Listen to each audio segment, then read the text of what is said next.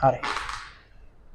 ළමයි පාඩමට ගියාම අපි ළමයි මුලින්ම කරන්නේ මෙන්න මේ රසායන විද්‍යාව ළමයි පුළුල් විෂයක් නිසා අධ්‍යයනයේ පහසුවට අපි ළමයි කොටස් හතරකට වෙන් කර ගන්නවා. මොකක්ද ළමයි මුලින්ම කරන්නේ? මුලින්ම අපි කරන්නේ මෙන්න මේ රසායන විද්‍යාව පුළුල් විෂයක් නිසා අපි අධ්‍යයනයේ පහසුවට කොටස් හතරකට වෙන් කර ගන්නවා. ළමයි කොටස් හතරේ පළවෙනි එක වෙන්නේ සාමාන්‍ය රසායනය. දෙවෙනි එක වෙන්නේ භෞතික රසායනය. තුන්වෙනි එක වෙන්නේ අකාබනික රසායනය. අවසාන එක වෙන්නේ කාබනික රසායනය. හරි. ළමයි පන්තියේ වැඩ පිළිවෙල මෙහෙමයි වෙන්නේ. ළමයි හැමදේම අපි පාඩම ළමයි උගන්වලා හවසට ළමයි පේපරයක් දෙනවා. ඒ පේපරය ළමයි දෙන්නේ ඒ දවසේ උගන්වපු වගේන්. ඉතින් ළමයි එහෙනම් මම උගන්වයි යන්නම ඔයාලට මේ උගන්වන ටික ළමයි හොඳටම තේරෙන්න සහ හවස ළමයි පේපරේ ලකුණු 100න් 100ම ගන්න ලියන්න පුළුවන් වෙන විදියට. එහෙනම් ළමයි ඔයාලා හැමෝම මම මේ පාඩම කරන් යනවත් එක්කම මේක ළමයි හොඳට පාඩම් කරගෙන හොඳට අවබෝධ කරගෙන මම ළමයි මේක කරනවත් එක්කම මේක 100%ක් පුළුවන් කරගන්න ඕන. හරි. අපි එමුනම් ආයෙත් මතක් කරමු. මොකක්ද මම කිව්වේ? රසායන විද්‍යාව කියන්නේ පුළුල් විෂයක් නිසා අධ්‍යයනයේ පහසුවට කොටස් හතරකට වෙන් කරගත්තා. මොකක්ද මේ හතර වෙන්නේ? සාමාන්‍ය රසායනය, භෞතික රසායනය, අකාබනික රසායනය සහ කාබනික රසායනය කියලා. පැහැදිලිනේ? කාබනික රසායනය කියලා. හරි. අපි ළමයි ටියුට් එකේ ලියන් යම්. ටියුට් එකේ පළවෙනි පිටුවේ ලියන්න රසායන විද්‍යාව ඉතා පුළුල් විෂයක් බැවින් අධ්‍යයනයේ පහසුවට කොටස් හතරකට බෙදා අධ්‍යයනය කෙරේ. හරි. ලියන්න පළවෙනි එක සාමාන්‍ය රසායනය. සාමාන්‍ය රසායනය. දෙවෙනි එක භෞතික රසායනය. භෞතික රසායනය. තුන්වෙනි එක අකාබනික රසායනය. අකාබනික රසායනය. හතරවෙනි එක වෙන්න ළමයි කාබනික රසායනය. කාබනික රසායනය. හරි. ළමයි මොකද්ද මේ සාමාන්‍ය රසායනය කියන්නේ? හරි. ඔයාලා ළමයි මතක ඇති ඕල් කාලේ තිබ්බා ඉලෙක්ට්‍රෝනය සොයා ගැනීම, ප්‍රෝටෝනය සොයා ගැනීම, ප්ලම් පුඩින් ආකෘතිය වගේ රසායන විද්‍යාව සම්බන්ධ ඉතිහාස කතාවක් තිබ්බනේ. එන්නේ රසායන විද්‍යාව සම්බන්ධව ළමයි ඉතිහාස කතාව තමයි අපි සාමාන්‍ය රසායන යටතේදී ඉගෙන ගන්න ලබන්නේ. ඊගොල්ලෝ ළමයි ඔයාලට මතක ඇති මෞලදාන, සාන්ද්‍රණය, සාපේක්ෂ පරමාණුක ස්කන්ධය, සාපේක්ෂ අණුක ස්කන්ධය, ප්‍රමාණික ද්‍රවණ වගේ රසායන විද්‍යාව ළමයි ගණන් හදනවා තිබ්බා. අපි ළමයි භෞතික රසායන යටතේදී කතා කරන්නේ එන්නේ රසායන විද්‍යාවේ ගණනය කිරීම සම්බන්ධව. පැහැදිලිනේ? රසායන විද්‍යාව ඉතිහාස කතාව අපි සාමාන්‍ය රසායන යටතේදී ළමයි ඉගෙන ගන්නවා. ඊගවට රසායන විද්‍යාවේ ගණන් හදන එක ළමයි අපි භෞතික රසායනයේ කතා කරනවා. මොකක්ද ළමයි මේ අකාබනික රසායනය කියන්නේ? ඔයාලට ළමයි මතක ඇති ආවර්තවගේ hydrogen, helium, lithium, beryllium, boron වගේ මූලද්‍රව්‍ය තිබ්බනේ.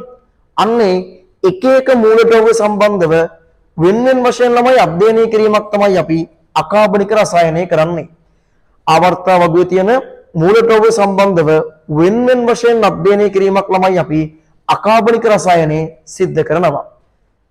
අපි ළමයි කාබනික රසායනය කරන්නේ ඔයාලට මතක ඇති ඕල් කාලේ තිබිච්ච ඇල්කේන, ඇල්කීන, ඇල්කයින ගැන අන්න ඒව සම්බන්ධව අධ්‍යයනය කිරීමක් තමයි ළමයි අපි කාබනික රසායනයේදී සිද්ධ කරන්නේ. පැහැදිලිනේ? එවනම් මම ආයෙත් මතක් කරන්නම් රසායන විද්‍යාව ඉතා පුළුල් විෂයක් බැවින් අපි අධ්‍යයනයේ පහසුවට කොටස් හතරකට වෙන් කරා. මොකක්ද මේ කොටස් හතර වෙන්නේ? සාමාන්‍ය රසායනය, භෞතික රසායනය, අකාබනික රසායනය, කාබනික රසායනය. රසායන විද්‍යාව ඉතිහාස කතාව අපි සාමාන්‍ය රසායන යටතේදී අධ්‍යයනය කරනවා. රසායන විද්‍යාවේ ගණන් හදනේම අපි ළමයි භෞතික රසායන යටතේදී අධ්‍යයනය කරනවා. ආවර්තවගේ එක එක මූලද්‍රව්‍ය සම්බන්ධව ළමයි අපි අකාබනික රසායනය අධ්‍යයනය කරනවා. ඇල්කේන, ඇල්කීන, ඇල්කයින වගේ දේවල් ගැන ළමයි අපි කාබනික රසායනයේ අධ්‍යයනය කරනවා. කාබනික රසායනයේ අධ්‍යයනය කරනවා. හරි. ඔයාලට ළමයි සිලබස් එකේ ඉන්නේ පාඩම් 14ක් විදියට. ඔන්න ඔය පාඩම් 14 ළමයි මේවට බෙදෙන්නේ පළවෙනි පාඩම, දෙවෙනි පාඩම, තුන්වෙනි පාඩම අයිති වෙන්නේ සාමාන්‍ය රසායනයට.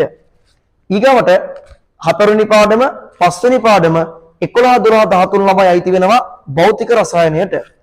ඊගවට 6 සහ 14 අයිති වෙන්නේ අකාබනික රසායනයට. 7 8 9 10 පාඩම් ළමයි අයිති වෙන්නේ කාබනික රසායනයට.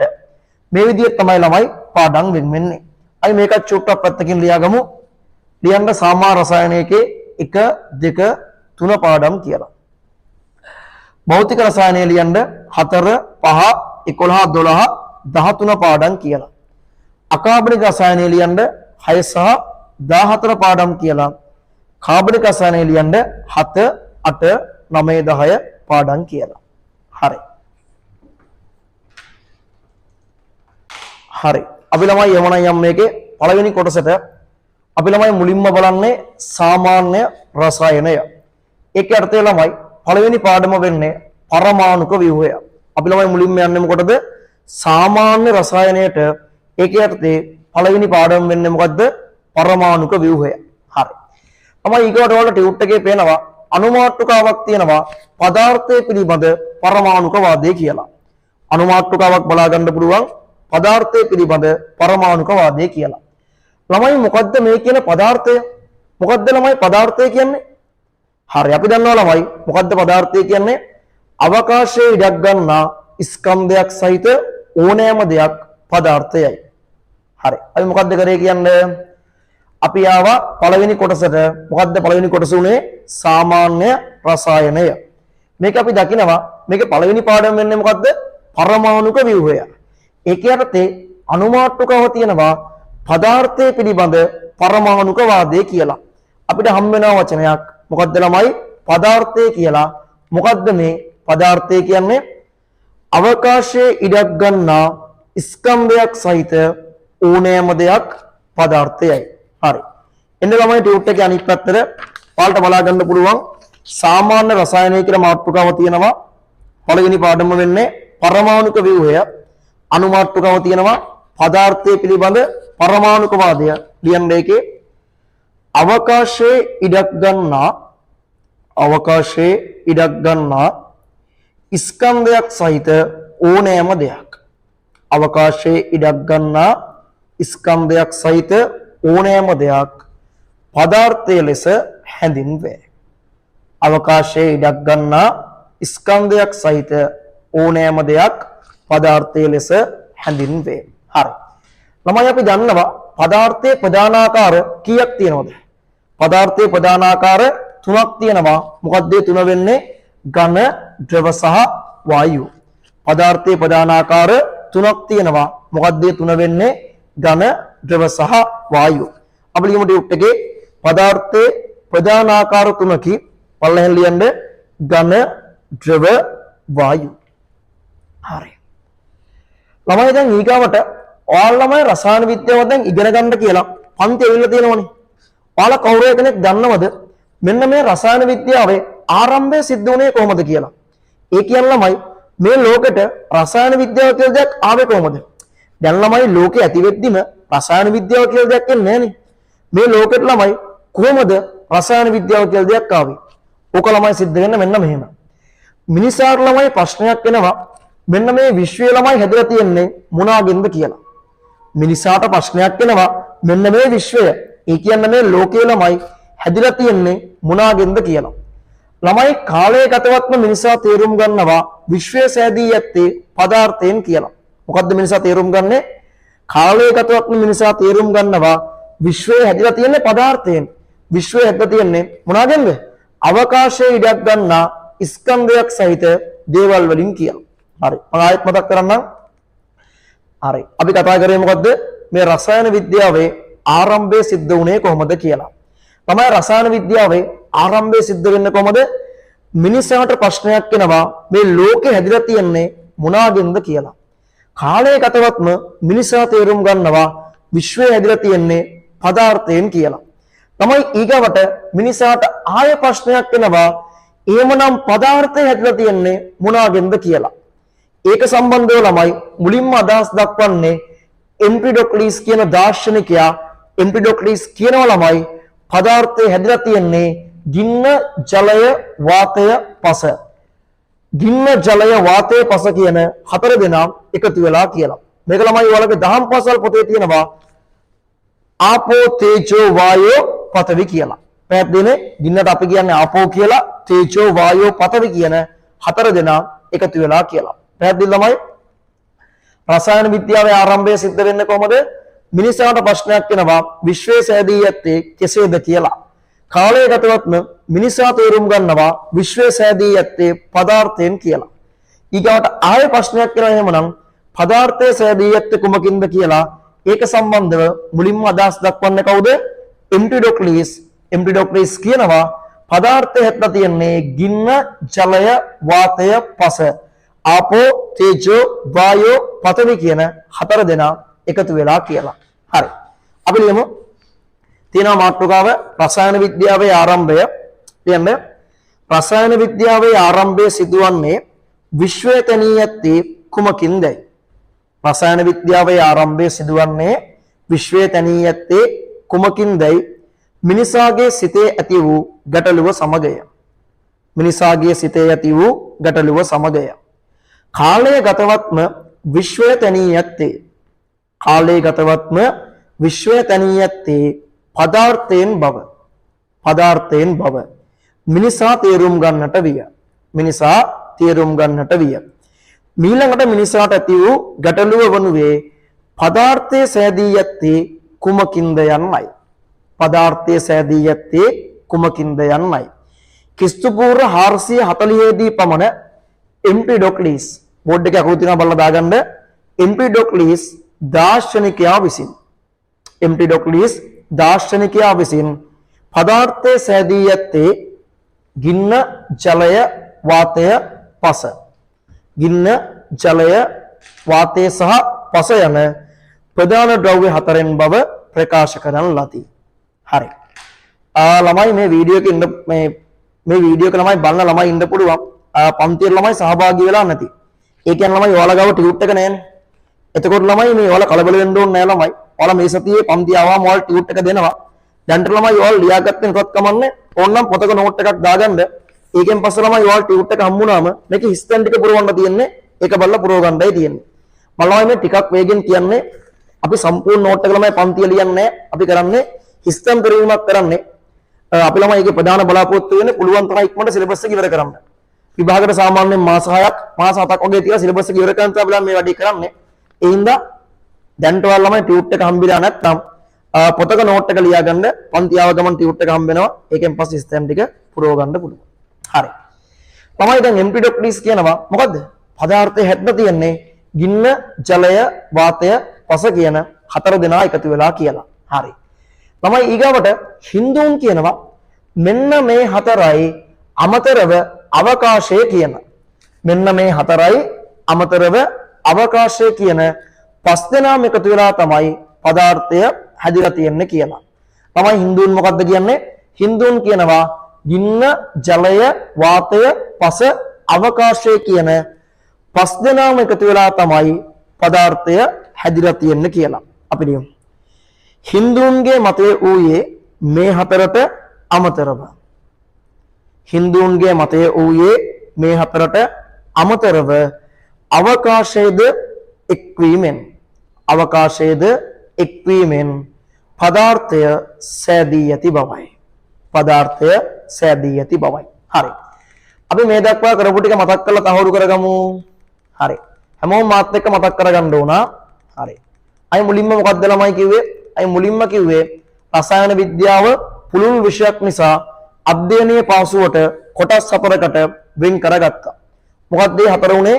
සාමාන්‍ය රසායනය, භෞතික රසායනය, අකාබනික රසායනය, කාබනික රසායනය. අපි ඊගවට ගියා පළවෙනි එකට සාමාන්‍ය රසායනයට. මේකේ පළවෙනි පාඩම වෙන්නේ මොකද්ද? පරමාණුක ව්‍යුහය. අපිට හම්බුණා ඒක යටතේ අනුමාත්‍රකාවක්. මොකද්ද ළමයි? පදාර්ථය පිළිබඳ පරමාණුක වාදය කියලා. මොකද්ද ළමයි මේ පදාර්ථය කියන්නේ? අවකාශයේ ඉඩක් ගන්නා ස්කන්ධයක් සහිත ඕනෑම දෙයක් පදාර්ථය වෙනවා. අපි දන්නවා පදාර්ථයේ ප්‍රධානාකාර තුනක් තියෙනවා. මොකක්ද මේ තුන වෙන්නේ? ඝන, ද්‍රව සහ වායු. අපි ඒකෙන් පස්සේ කතා කරේ රසායන විද්‍යාවේ ආරම්භය සිද්ධ වුණේ කොහොමද කියලා. තමයි රසායන විද්‍යාවේ ආරම්භය සිද්ධ වෙන්නේ කොහමද? මිනිසාට ප්‍රශ්නයක් එනවා විශ්වය සෑදී ඇත්තේ මොනවාගෙන්ද කියලා. කාලය ගතවත්ම මිනිසා තේරුම් ගන්නවා විශ්වය සෑදී ඇත්තේ මොකෙන්ද? පදාර්ථයෙන් කියලා. ඊගවට මිනිසාට ආය ප්‍රශ්නයක් එනවා එමනම් පදාර්ථය සෑදී ඇත්තේ කුමකින්ද කියලා. ඒක සම්බන්ධව මුලින්ම අදහස් දක්වන්නේ කවුද? එම්පිඩොක්ලස් කියන දාර්ශනිකයා. මෙයා කියනවා ගින්න, ජලය, වාතය, පස, ආපෝ, තේජෝ, වායෝ, පඨවි කියන හතර දෙනා එකතු වෙලා කියලා. ඊගවට කාලය ගතවත්ම හින්දුන් කියනවා මෙන්න මේ හතරයි අමතරව අවකාශය කියන පස් දෙනාම එකතු වෙලා තමයි පදාර්ථය සෑදී තියෙන්නේ කියලා. හරි. ළමයි ඊගවට මිනිසාට ආය ප්‍රශ්නයක් එනවා මෙන්න මේ පදාර්ථය ළමයි සන්තතිකද අසන්තතිකද කියලා. මොකද්ද? කාලය ගතවත්ම ළමයි මිනිසාට ආය ප්‍රශ්නයක් එනවා පදාර්ථය සන්තතිකද අසන්තතිකද කියලා. මොකද්ද ළමයි මේ සන්තතිකයි කියන්නේ? හිස් අවකාශයක් නොමැතිවීමත් දිගින් දිගටම බෙදා වෙන් කළ හැකිවීමට අපි කියනවා සන්තතිකයි කියලා. හිස් අවකාශ මුකුත්ම නැති වෙලා දිගින් දිගටම බෙදන් යන්න පුළුවන් නම් අපි කියනවා මොකද්ද? සන්තතික. හිස් අවකාශයක් පැවතිලා දිගින් දිගටම බෙදා වෙන් කරන්න බැරි නම් හිස් අවකාශයක් තිබිලා දිගින් දිගටම බෙදන් යද්දී අවසානයේ බෙදන්න බැරි අංශුවක් හම්බුනොත් අපි ඒකට කියනවා මොකද්ද? අසන්තතික කියලා. ඉතින් මිනිසාට ප්‍රශ්නයක් එනවා පදාර්ථය සන්තතිකද අසන්තතිකද? පදාර්ථ හිස් අවකාශ නැති වෙලා දිගින් දිගටම බෙදන් යන්න පුළුවන්ද?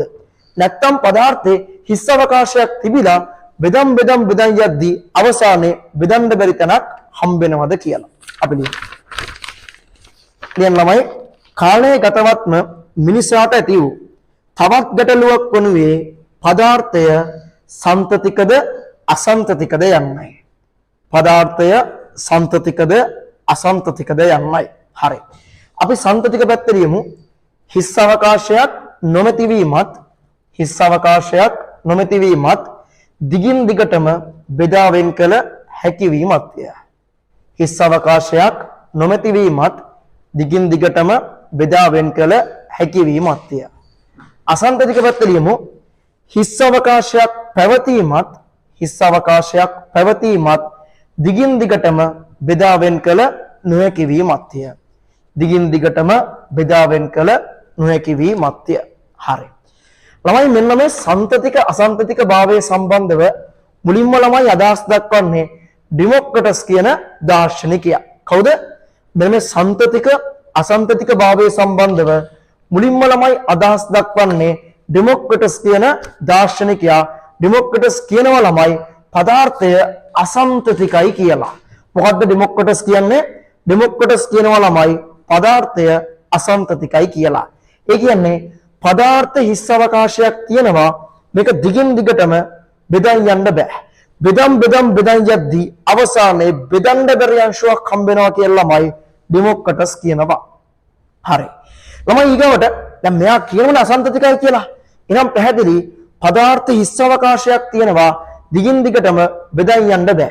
බෙදන් යද්දී අවසානයේ බෙදන්න බැරි අංශුවක් හම්බ වෙනවා. මෙයා ඒ බෙදන්න බැරි අංශුවට එයාගේ භාෂාවෙන් බිඳිය නොහැකි කැඩිය නොහැකි අර්ථය ඇතුව. එයාගේ භාෂාවෙන් බිඳිය නොහැකි කැඩිය නොහැකි අර්ථය ඇතුව ළමයි මෙයා නමක් දෙනවා ඇටම් කියලා. එයා ළමයි මෙන්න මේ බිඳින්න බැරි කඩන්න බැරි අංශුවට එයාගේ භාෂාවෙන් නමක් දෙනවා මොකද්ද? ඇටම් කියලා. අපි ළමයි මේකට සිංහලෙන් කියනවා පරමාණුව කියලා. පැහැදිලිනේ? අපි ළමයි මේකට සිංහලෙන් කියන්නේ මොකද්ද ළමයි? පරමාණුව කියලා. හරි. ආයමත් මම මතක් කරනවා ළමයි එහෙනම්. හරි. අපි මුලින්ම මතක් කරමු. අපි මුලින්ම කිව්වා රසායන විද්‍යාව කියන්නේ පුළුල් විෂයක් නිසා අධ්‍යයනයේ පාසුවට කොටස් හතරකට වෙන් කරනවා. මොකක්ද මේ හතර වෙන්නේ? සාමාන්‍ය රසායනය, භෞතික රසායනය, අකාබනික රසායනය, කාබනික රසායනය. අපි ගියා සාමාන්‍ය රසායනයට. මේක පළවෙනි එක උනේ මොකද්ද? පරමාණුක ව්‍යුහය. අපිට හම් වෙනවා අනුමාත්‍රකාවක් පදාර්ථය පිළිබඳ පරමාණුක වාදය කියලා. මොකද්ද මේ ළමයි පදාර්ථය කියන්නේ? අවකාශයේ ඉඩක් ගන්නා ස්කන්ධයක් සහිත ඕනම දෙයක් පදාර්ථය වෙනවා. අපි කියව පදාර්ථයේ ප්‍රධාන ආකාර තුනක් තියෙනවා ඝන, ද්‍රව සහ වායු. අපි එකෙන් පස්සේ කතා කරේ මේ රසායන විද්‍යාවේ ආරම්භය සිද්ධ වුණේ කොහොමද කියලා. තමයි රසායන විද්‍යාවේ ආරම්භය සිද්ධ වෙන්නේ මිනිසාට ප්‍රශ්නයක් වෙනවා විශ්වය සෑදී ඇත්තේ මොනාගෙන්ද කියලා. කාලයගතවත්ම මිනිසා තේරුම් ගන්නවා විශ්වය සෑදී ඇත්තේ පදාර්ථයෙන් කියලා. ඊගොට එමනම් ආයෙ ප්‍රශ්නයක් වෙනවා පදාර්ථය සෑදී තියෙන්නේ කුමකින්ද කියලා. ඒක සම්බන්ධව ළමයි මුලින්ම අදහස් දක්වන්නේ එම්පිඩොක්ලිස් කියන දාර්ශනිකයා. මෙයා කියනවා පදාර්ථය හැදලා තියෙන්නේ ගින්න, ජලය, වාතය, පස. ආපෝ, තේජෝ, වායෝ, පඨවි කියන හතර දෙනා එකතු වෙලා කියලා. ඊගවට හින්දුන් කියනවා මෙන්න මේ හතරයි අමතරව අවකාශය කියන පස් දෙනාම එකතු වෙලා තමයි පදාර්ථය සෑදී තියෙන්නේ කියලා. හරි. ළමයි ඊගවට කාලයගතවත්ම මිනිසාට ආය ප්‍රශ්නයක් එනවා පදාර්ථය සම්තතිකද අසම්තතිකද කියලා. මොකද්ද සම්තතිකයි කියන්නේ? හිස් අවකාශයක් නොමැති වීමත් දිගින් දිගටම බෙදා වෙන් කළ හැකියවීමත් සම්තතිකයි.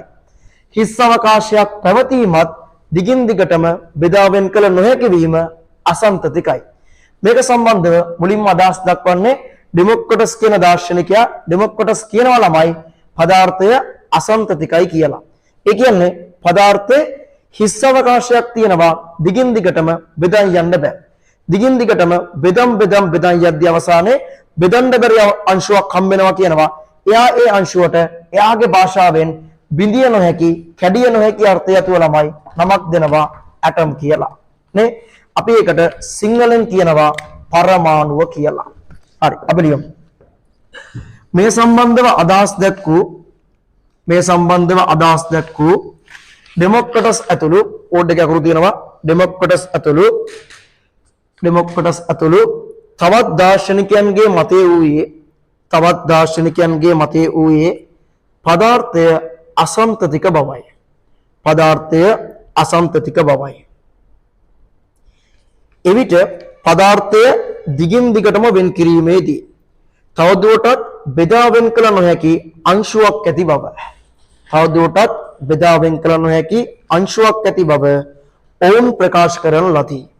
ඔවුන් ප්‍රකාශ කරන ලදී. එය හැඳින්වීමට බිඳිය නොහැකි. ඇලයිරක්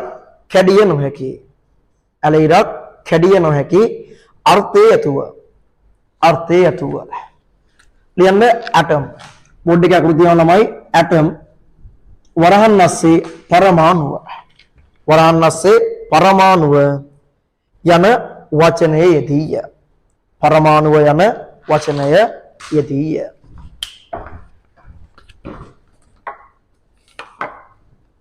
හරි. ළමයි ඊගවට දැන් ඩෙමොක්‍රටස් කියවන පදාර්ථය අසම්තතිකයි කියලා. ළමයි ඊගවට ඇරිස්ටෝටල් සහ ප්ලේටෝ කියන්න ගන්නවා පදාර්ථය අසම්තතික නෑ, පදාර්ථය සම්තතිකයි කියලා. මුලින්ම ඩෙමොක්‍රටස් කියනවා පදාර්ථය අසම්තතිකයි. පදාර්ථ හිස් අවකාශයක් තියෙනවා දිගින් දිගටම බෙදන් යන්න බෑ. අවසානයේ බෙදන්න බැරි අංශුවක් හම්බ වෙනවා කියලා. ඊගවර ළමයි ඇරිස්ටෝටල් සහ ප්ලේටෝ කියනවා පදාර්ථය අසම්තතික නෑ. එන හිස් අවකාශ මුකුත් නෑ. එම් බෙදන්න බැරි අංශු જાතියක් නෑ. මේක දිගින් දිගටම බෙදන් යන්න පුළුවන් පදාර්ථය මොකක්ද ළමයි? සම්තතිකයි කියලා. අපි දන්නවා ළමයි ඇරිස්ටෝටල් කියන්නේ ප්‍රසිද්ධ කෙනෙක්නේ. ඔයාලා අහලා තියෙයි චිත්‍ර ශිල්පියෙක්, ගෘහ නිර්මාණ ශිල්පියෙක්. ඉතින් ළමයි මිනිස්සු මෙන්න මෙයා කියන එක විශ්වාස කරන්න ගන්නවා. එතනින් ළමයි මිනිස්සු විශ්වාස කරන්න ගන්නවා ඩෙමොක්‍රටස් කිව්ව එක වැරදි. නේ? ඇරිස්ටෝටල් කිව්ව එක තමයි හරි. පදාර්ථය අසම්තතික නෑ, පදාර්ථය සම්තතිකයි කියලා. ළමයි අවසානයේ වෙන්නේ මෙන්න මේක සම්බන්ධව ප්‍රසිද්ධ වාදයක් යනවා ලුක්‍රේසස් සහ ඇරිස්ටෝටල් අතර. ප්‍රසිද්ධ වාදයක් යනවා ලුක්‍රේසස් තර්ක කරනවා පදාර්ථය අසම්තතිකයි කියලා. ඇරිස්ටෝටල් තර්ක කරනවා පදාර්ථය සම්තතිකයි කියලා. අවසානයේ ළමයි මේ වාදයෙන් ජය ගන්නවා ලුක්‍රේසස්.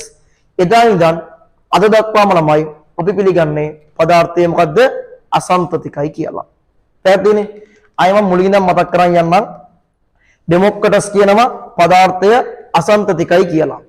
ඊගවට ඇරිස්ටෝටල් සහ ප්ලේටෝ කියනවා පදාර්ථය අසම්තතික නැහැ, සම්තතිකයි කියලා.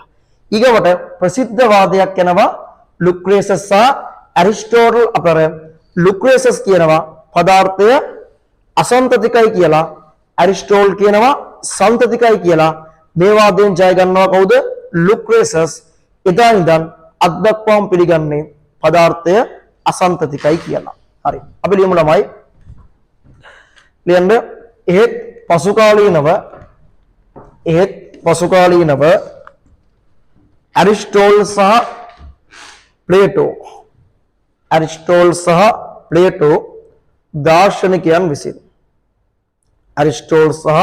ප්ලේටෝ දාර්ශනිකයන් විසින් පදාර්ථය සන්තතික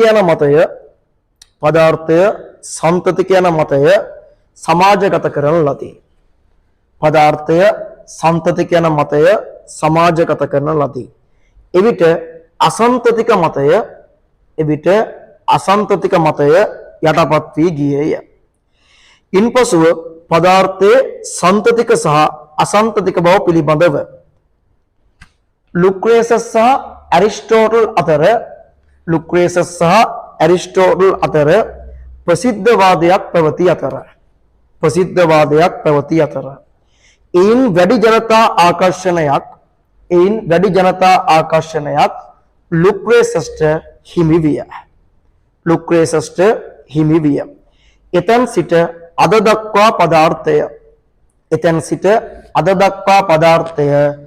අසන්තතික බව පිළිගැනේ. හරි. කළු ගන්න චුට්ටක්. හරි. ළමයි දැන් ඔයාලා මට කියන්න ඇත්තටම පදාර්ථය සන්තතිකද අසන්තතිකද? ඇත්තටම පදාර්ථය සන්තතිකද නැත්නම් අසන්තතිකද? හරි චුට්ටක් දාන්නකෝ. හරි. ඇත්තටමයි පදාර්ථය සන්තතිකද අසන්තතිකද? හරි. මමයි මෙහෙම හිතන්නකෝ. හරි. අපි කළු කරමු. හරි. අපි හිතමු මම ළමයි මෙතනට සෙන්ට් බෝතලයක් ගෙනල්ලා. මම ළමයි මෙන්න මෙහෙම සුවඳ විරෝණ බෝතලයක් ගෙනල්ලා ස්ප්‍රේ කරනවා. ඔයාලට ළමයි මේකේ සුවඳක් දැනනවද නැද්ද? ඉතින් ළමයි ඔයාලා දන්නවා මම මෙතනට සෙන්ට් එකක් ගෙනල්ලා සුවඳ විරෝණ බෝතලයක් ගෙනල්ලා ළමයි ස්ප්‍රේ කරොත් අනිවාර්යෙන්ම ඔයාලට සුවඳක් දැනනවනේ. කොහොමද ඒ සුවඳ දැනෙන්නේ? ඔයාලා දන්නවා මේකෙදි වෙන්නේ අපි සෙන්ට් එකක් ස්ප්‍රේ කරද්දී ඒකේ සුවඳට හේතු වන අංශුන් තියෙනවා. මෙන්න මේ අංශුන් නැවිලා ඔයාලගේ නහයට ගියොත් තමයි ඔයාලට සුවඳක් දැනෙන්නේ.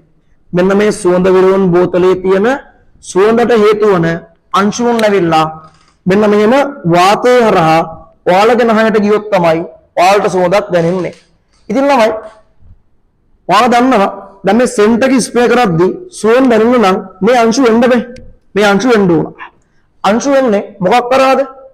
අංශු වෙන්නේ වාතය හරහා. අපි දන්නවා වාතය කියන්නේ මොකද්ද? වාතය කියන්නේ පැහැදිලිවම පදාර්ථයනේ. අපි දන්නවා ඝන, ද්‍රව, වායු ඔක්කොම පදාර්ථය. ඉතින් පැහැදිලි පදාර්ථය හරහා අංශු එනවා කියන්නේ අනිවාර්යයෙන්ම පදාර්ථයේ මොනවද තියෙන්න ඕන? හිස්තැන් තියෙන්න බෑ. මේ පදාර්ථ හිස්තැන් මුකුත්ම නැත්නම් සෙන්ට් එක ස්ප්‍රේ කරා කියලා අංශු වලට එන්න බෑනේ. නේ? සෙන්ට් එක ස්ප්‍රේ කරද්දී මේ බෝතලේ ඉඳන් නහයට මේ අංශු එනවා කියන්නේ අනිවාර්යයෙන්ම වාතයේ මොකක්ද ළමයි? හිස් අවකාශයක් තියෙන්න ඕන. ඒ කියන්නේ පදාර්ථයේ හිස් අවකාශ තියෙනවා. ඒ කියන්නේ ළමයි ඇත්තම පදාර්ථය මොකක්ද වෙන්නේ? අසන්තතිකයි. පැහැදිලිනේ? සෙන්ට් එක ස්ප්‍රේ කරද්දී සුවඳක් එනවා කියන්නේ සෙන්ට් එකේ ඉඳන් මේ සුවඳට හේතු වන අංශුන් නහයට එන්න ඕන. එන්නේ වාතය හරහා. වාතය කියන්නේ පදාර්ථය. මේක හරහා එන්න නම් වාතයේ හිස් අවකාශයේ තියෙන්න ඕන. හිස් අවකාශයක් තියෙනවා කියන්නේ පදාර්ථය ළමයි මොකද්ද වෙන්නේ? අසන්තතිකයි. අපි තවත් උදාහරණයක් ගමු.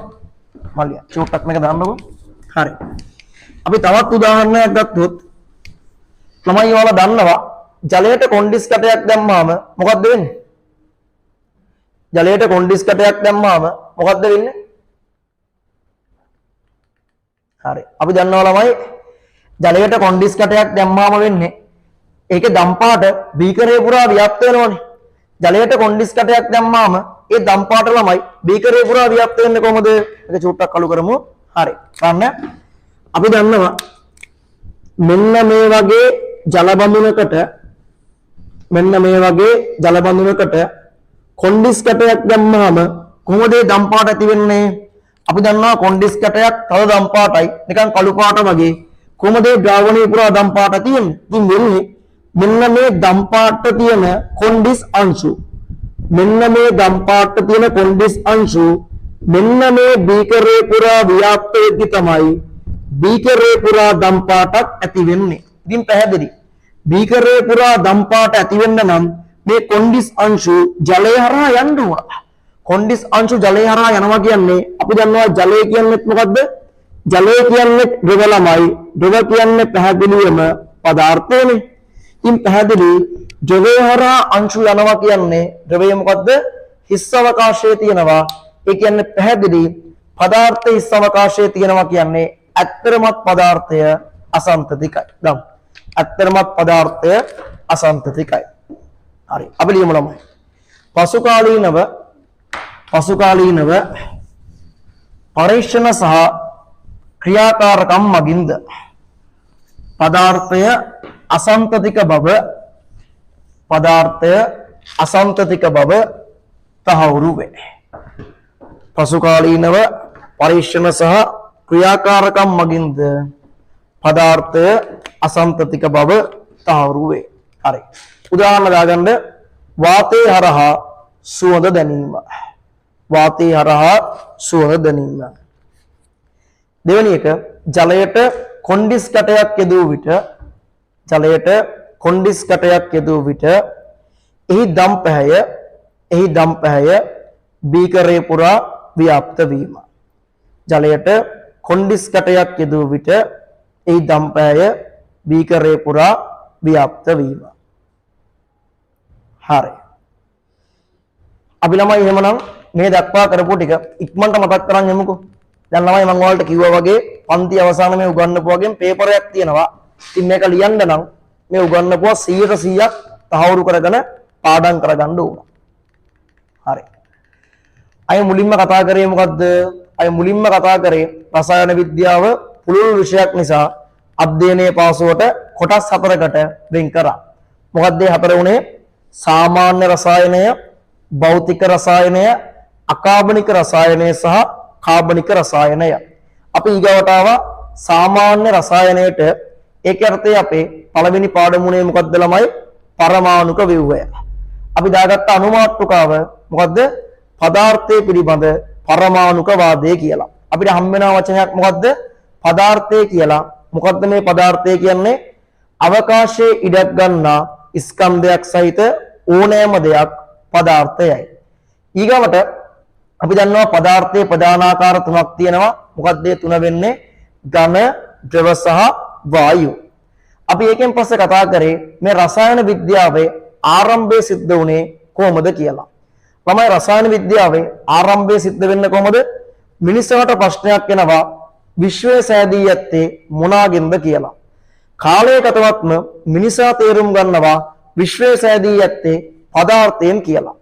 ඊගවට ආය ප්‍රශ්නයක් එනවා එහෙමනම් පදාර්ථය සෑදී යත්තේ මොනාගෙන්ද කියලා. ඒක සම්බන්ධව මුලින්ම අදහස් දක්වන්නේ එම්පිඩොක්ලීස් කියන දාර්ශනිකයා. මෙයා කියනවා පදාර්ථය ඇතුළත තියෙන්නේ ගින්න, ජලය, වාතය, පස. ආපෝ, තේජෝ, වායෝ, පඨවි කියන 4 දෙනා එකතු වෙලා කියලා.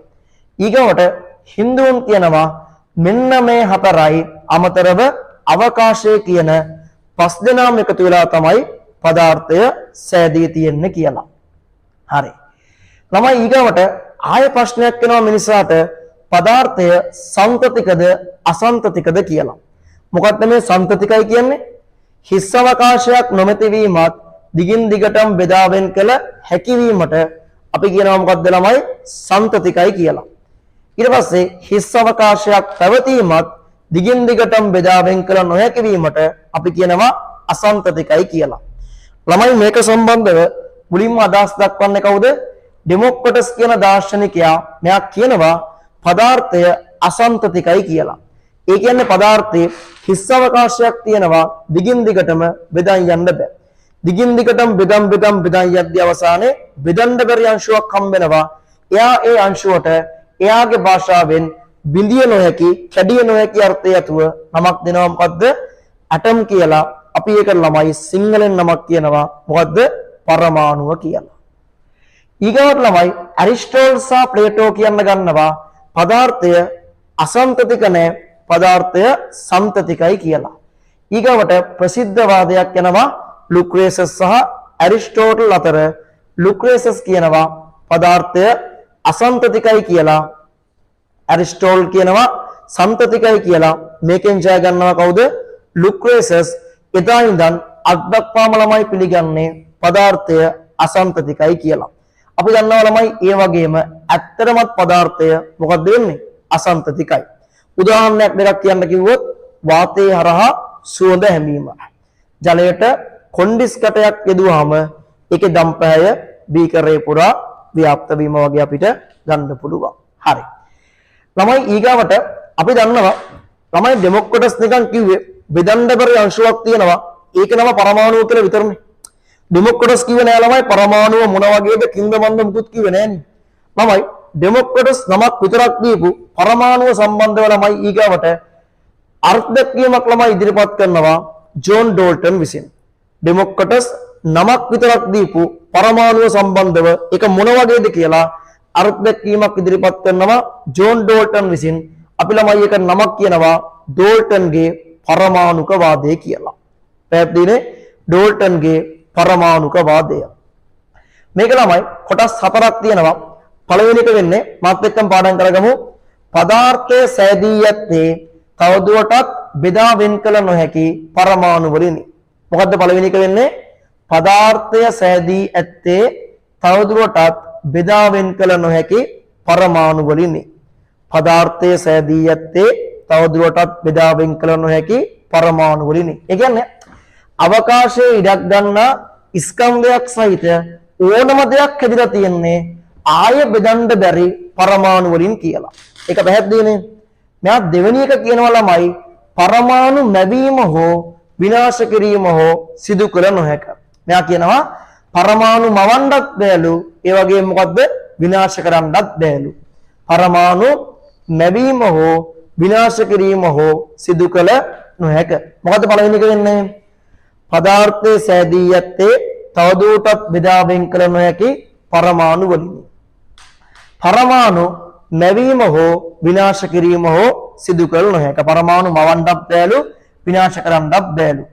මෙයා තුන්වෙනි එක කියනවා ළමයි එකම මූලද්‍රව්‍යයක පරමාණු සෑම අතින්ම එකිනෙකට සමාන වන අතර වෙනස් මූලද්‍රව්‍යවල පරමාණු සෑම අතින්ම වෙනස් තු. එකම මූලද්‍රව්‍යයේ පරමාණු හැම අතින්ම සමානයිලු වෙනස් මූලද්‍රව්‍යවල පරමාණු හැම අතින්ම වෙනස් තු. ඒ මොකක්ද ඒ කියන්නේ? ළමයි මොනවාද මූලද්‍රව්‍ය කියන්නේ? අපි දන්නවා ඔය ආවර්තය වගේ තියෙන hydrogen, helium, lithium, beryllium, boron, carbon, nitrogen, oxygen වගේ මෙන්න මෙයාට අපි කියන්නේ මූලද්‍රව්‍ය කියලා. ඉතින් ඩෝල්ටන් තුන්වෙනි එකේ කියනවා එකම මූලද්‍රව්‍ය පරමාණු හැම අතින්ම සමානයිලු. ලෝකේ තියෙන ඕනම කාබන් පරමාණුවක් ගත්තොත් හැම අතින්ම සමානයිලු. ලෝකේ තියෙන ඕනම නයිට්‍රජන් පරමාණුවක් හැම අතින්ම සමානයිලු. ලෝකේ තියෙන ඕනම ඔක්සිජන් පරමාණුවක් හැම අතින්ම සමානයිලු. එකම කෙනාගේ ඕනම පරමාණුවක් හැම අතින්ම සමානයිලු. මෙන්න මේ වෙනස් කට්ටියගේ වෙනස්තු. කාබන්ට නයිට්‍රජන් සම්පූර්ණයෙන් වෙනස්තු. කාබන්ට ඔක්සිජන් සම්පූර්ණයෙන් වෙනස්තු. ඔක්සිජන්ට නයිට්‍රජන් හැම අතින්ම වෙනස් වගේ එකම කෙනාගේ ඕනම එකක් හැම අතින්ම සමානයි. වෙනස් කට්ටිය හැම අතින්ම වෙනස් කියලා කියනවා. මොකද්ද පළවෙනි එක වෙන්නේ? පදාර්ථයේ සෑදී ඇත්තේ තවදුරටත් බෙදා වෙන් කළ නොහැකි පරමාණු වලිනි. පරමාණු මැවීම හෝ විනාශ කිරීම හෝ සිදු කළ නොහැක. එකම මූලද්‍රව්‍යයේ පරමාණු සෑම අතින්ම එකිනෙකට සමාන වන අතර වෙනස් මූලද්‍රව්‍යවල පරමාණු සෑම අතින්ම එකිනෙකට වෙනස් වේ කියනවා. හරි. මෙයා ළමයි අවසානික වශයෙන් කියන්නේ විවිධ මූලද්‍රව්‍ය පරමාණු සරලතම පූර්ණ සංඛ්‍යාත්මක අනුපාත වලින් එකතු වෙලාලු සංයෝග සාධන්නේ. විවිධ මූලද්‍රව්‍ය පරමාණු සරලතම අනුපාතයෙන් එකතු වෙලාලු සංයෝග සාධන්නේ. ඒ කියන්නේ ළමයි මොකද්ද මූලද්‍රව්‍යයක් කියන්නේ? මොකද්ද සංයෝගයක් කියන්නේ? අපි දන්නවා ආවර්ත වර්ගයේ තියෙන තනි කෙනෙක් ගත්තොත් අපි යාට කියනවා මොකද්ද? මූලද්‍රව්‍යයක් කියලා. කාබන් මූලද්‍රව්‍ය, නයිට්‍රජන් මූලද්‍රව්‍ය, ඔක්සිජන් මූලද්‍රව්‍ය. මේගොල්ලෝ එකතු වෙලා හැදිච්ච කට්ටිය ගත්තොත් අපි කියන්නේ කවුද? සංයෝගනේ.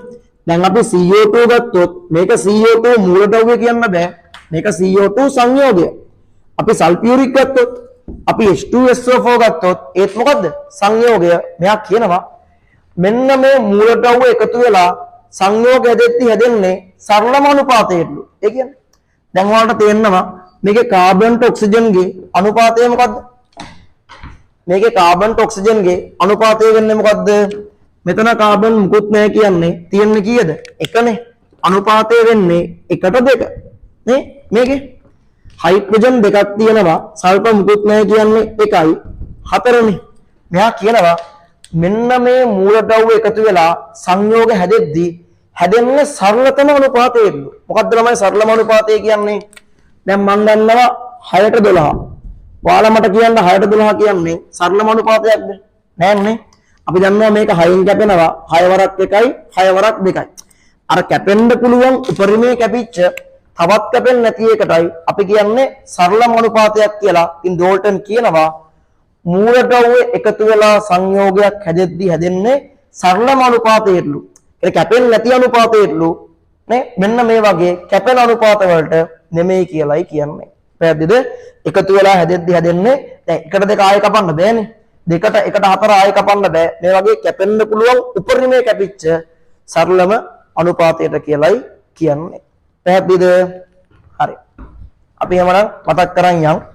අපි කිව්වේ ඩෙමොක්‍රටස් නමක් විතරක් දීපු පරමාණුව සම්බන්ධව නිශ්චිත අර්ථ දැක්වීමක් ඉදිරිපත් කරනවා ජෝන් ඩෝල්ටන් විසින්. අපි ඒකට කියන්නේ ඩෝල්ටන්ගේ පරමාණුක වාදය කියලා.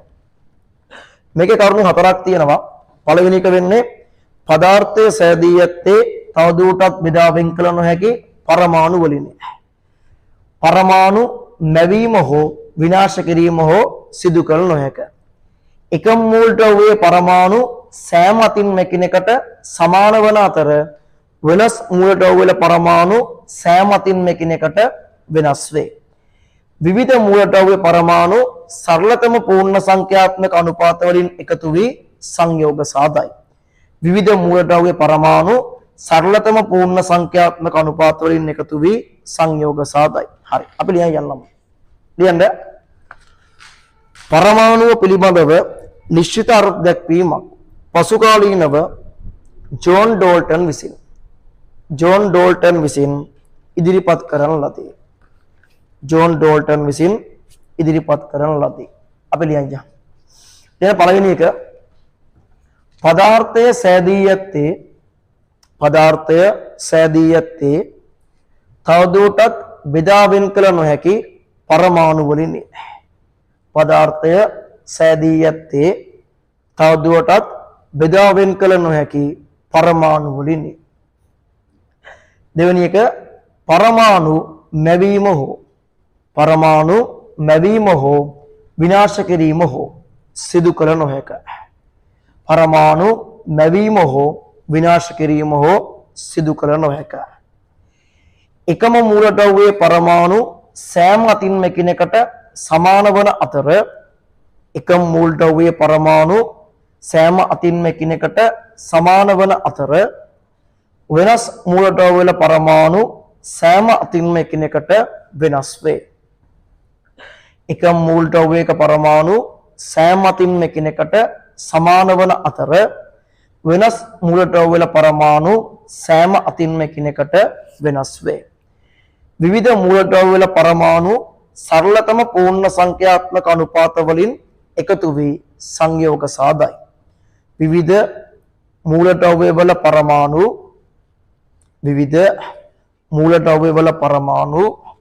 සරලතම පූර්ණ සංඛ්‍යාත්මක අනුපාත වලින්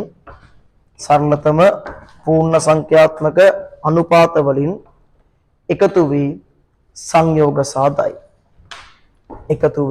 සංයෝග සාදයි. හරි. ළමයි ඔයාලා මට කියන්න දැන් වර්තමාන පිළිගැනීම අනුව දැන් අද විද්‍යාව අනුව මේ හතරෙන් කීයක් හරිද කීයක් වැරදිද? දැන් අද පිළිගැනීම අනුව මේ හතරෙන් ළමයි කීයක් හරිද කීයක් වැරදිද? මම මුලින්ම කියන්නේ පළවෙනි එක හරිද වැරද්ද? මේ පළවෙනි එක හරිද වැරද්ද? ඔයාලට බලපු ගමන් තේරෙනවා මේක පැහැදිලිවම වැරදීනේ. මොකද්ද මේකේ වැරද්ද? මේක කියනවා පදාර්ථයේ සෑදී තියෙන්නේ තවදුරටත් බෙදලා වෙන් කරන්න බැරි පරමාණු වලින්. ඔයාලා දන්නවා පරමාණුව තවදුරටත් බෙදලා වෙන් කරන්න බැරිද? ඔයාලා දන්නවා පැහැදිලිවම පරමාණුව ආයෙත් වෙන් කරන්න පුළුවන්. කවුද? ඉලෙක්ට්‍රෝන, ප්‍රෝටෝන, නියුට්‍රෝන බවට පරමාණුව වෙන් කරන්න පුළුවන්නේ. ඉතින් පළවෙනි එකේ කියනවා තවදුරටත් බෙදා වෙන් කළ නොහැකි. ආයෙ බෙදන්න බැරි කතාවක් කියනවා. අපි දන්නවා එහෙම නැහැ. පරමාණුව නැවතත් ඉලෙක්ට්‍රෝන, ප්‍රෝටෝන, නියුට්‍රෝන බවට වෙන් කරන්න පුළුවන්. ඉතින් ඒ නිසා පළවෙනි වගන්තිය වැරදි එකක් බවට පත් වෙනවා. වැරදිනේ. දෙවෙනි එක හරිද වැරද්ද? පරමාණු මවන්නවත් විනාශ කරන්නවත් බැයිද ළමයි? පරමාණු මවන්නවත් විනාශ කරන්නවත් බැයිද? අය මතක තියාගන්න. ඕක කරන්න පුළුවන්. ඕක කරන්න පුළුවන් ළමයි න්‍යෂ්ටික ප්‍රතික්‍රියාවලින්. ඔයාලා අහලා જાතියක් න්‍යෂ්ටික ප්‍රතික්‍රියා කියලා. න්‍යෂ්ටික ප්‍රතික්‍රියා වලින් ළමයි පරමාණු මවන්නත් පුළුවන්, ඒ වගේම විනාශ කරන්නත් පුළුවන්. ඔයාලට පේනවා මේ පළවෙනි න්‍යෂ්ටික ප්‍රතික්‍රියාව ඒකේ පටන් ගද්දිම බෙරලියම් ඉන්නවා Be. දැන් මෙහාට ගියාම තේරෙනවා Be නෑ. මොකද්ද? Be විනාශ වෙලා. මේ පැත්ත පේනවා මෙන්න කාබන් හැදිලා නේ. මේ පැත්ත කාබන් කෙනෙක් උන්නේ මෙහාට යද්දි කාබන් හැදිලා. එහෙනම් පැහැදිලිම බෙරලියම් විනාශ වෙලා කාබන් හැදිලා න්‍යෂ්ටික ප්‍රතික්‍රියා මගින් පරමාණු මවන්නත් පුළුවන්. ඒ වගේම මොකද්ද? විනාශ කරන්නත් පුළුවන්. ඒ වගේම පේනවා මේකනේ යුරේනියම් මේ පැත්තේ ඉන්නවා. මෙහාට යද්දි යුරේනියම් නැහැ. බේරියම් ක්‍රිප්ටන් හැදිලා. පැහැදිලිනේ? බේරියම් ක්‍රිප්ටන් නැවිලා යුරේනියම් විනාශ වෙලා න්‍යෂ්ටික ප්‍රතික්‍රියා මගින් පරමාණු මවන්නත් පුළුවන්. ඒ වගේම විනාශ කරන්නත් පුළුවන්. ඒ හින්දා දෙවෙනි එකත් වැරදි. මට කියන්න පළවෙනි එක හරිද වැරද්ද? පළවෙනි එක පැහැදිලිවම වැරදි. ඇයි වරදින්නේ? තවදුරටත් බෙදා වෙන් කළ නොහැකි කියන හින්දා අපි දන්නවා පරමාණුව පැහැදිලිවම ඉලෙක්ට්‍රෝන, ප්‍රෝටෝන, නියුට්‍රෝන වලට වෙන් කරන්න පුළුවන්. දෙවෙනි එකත් වැරදි. හේතුව මොකද්ද? න්‍යෂ්ටික ප්‍රතික්‍රියා. අපි දන්නවා න්‍යෂ්ටික ප්‍රතික්‍රියා වලින් පරමාණු මවන්නත් පුළුවන්. ඒ වගේම මොකද්ද? විනාශ කරන්නත් පුළුවන්. න්‍යෂ්ටික ප්‍රතික්‍රියා වලින් පරමාණු මවන්නත් පුළුවන්.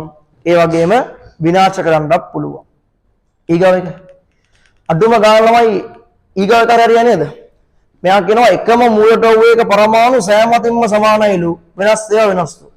ඔයාලා මට කියන්න ලෝකේ තියෙන ඕනම හයිඩ්‍රජන් පරමාණුවක් ගත්තොත් එක වගේද? ලෝකේ තියෙන ඕනම හයිඩ්‍රජන් පරමාණුවක් ගත්තොත් තමයි එක වගේද? ඔයාලා දන්නවා පැහැදිලිවම නැහැ කියලා. ඔයාලට මතකයි ඕල් කාලේ තිබ්බ જાතියක් මොකද්ද? සමස්ථානික කියලා. හයිඩ්‍රජන්ට සමස්ථානික තුනක් තියෙනවා. ප්‍රෝටියම්, ඩියුටීරියම්, ට්‍රිටියම් කියලා. අපි දන්නවා ප්‍රෝටියම්ට නියුට්‍රෝන නැහැ. ඊට පස්සේ ඩියුටීරියම්ට නියුට්‍රෝන එකක් තියෙනවා. ට්‍රිටියම්ට නියුට්‍රෝන කීයක්ද? දෙකක් තියෙනවා. පැහැදිලි? තුන් දෙනාම හයිඩ්‍රජන් එකම මූලද්‍රව්‍ය. නමුත් නියුට්‍රෝන බිඳුවයි, නියුට්‍රෝන එකයි, නියුට්‍රෝන දෙකයි. මොකද වෙනස් වෙනවා. එකම කෙනා වුණත් එකිනෙකට වෙනස් වෙනවා. තුන්වෙනි එකත් වැරදි. නේ? එකම මූලද්‍රව්‍ය හැමෝම සමාන වෙන්නේ නැහැ. හේතුව සමස්ථානික එකම කෙනාගේ වුණත් මොකද්ද ළමයි? නියුට්‍රෝන ගාන වෙනස් වෙනවා. එහෙනම් පැහැදිලි නේ?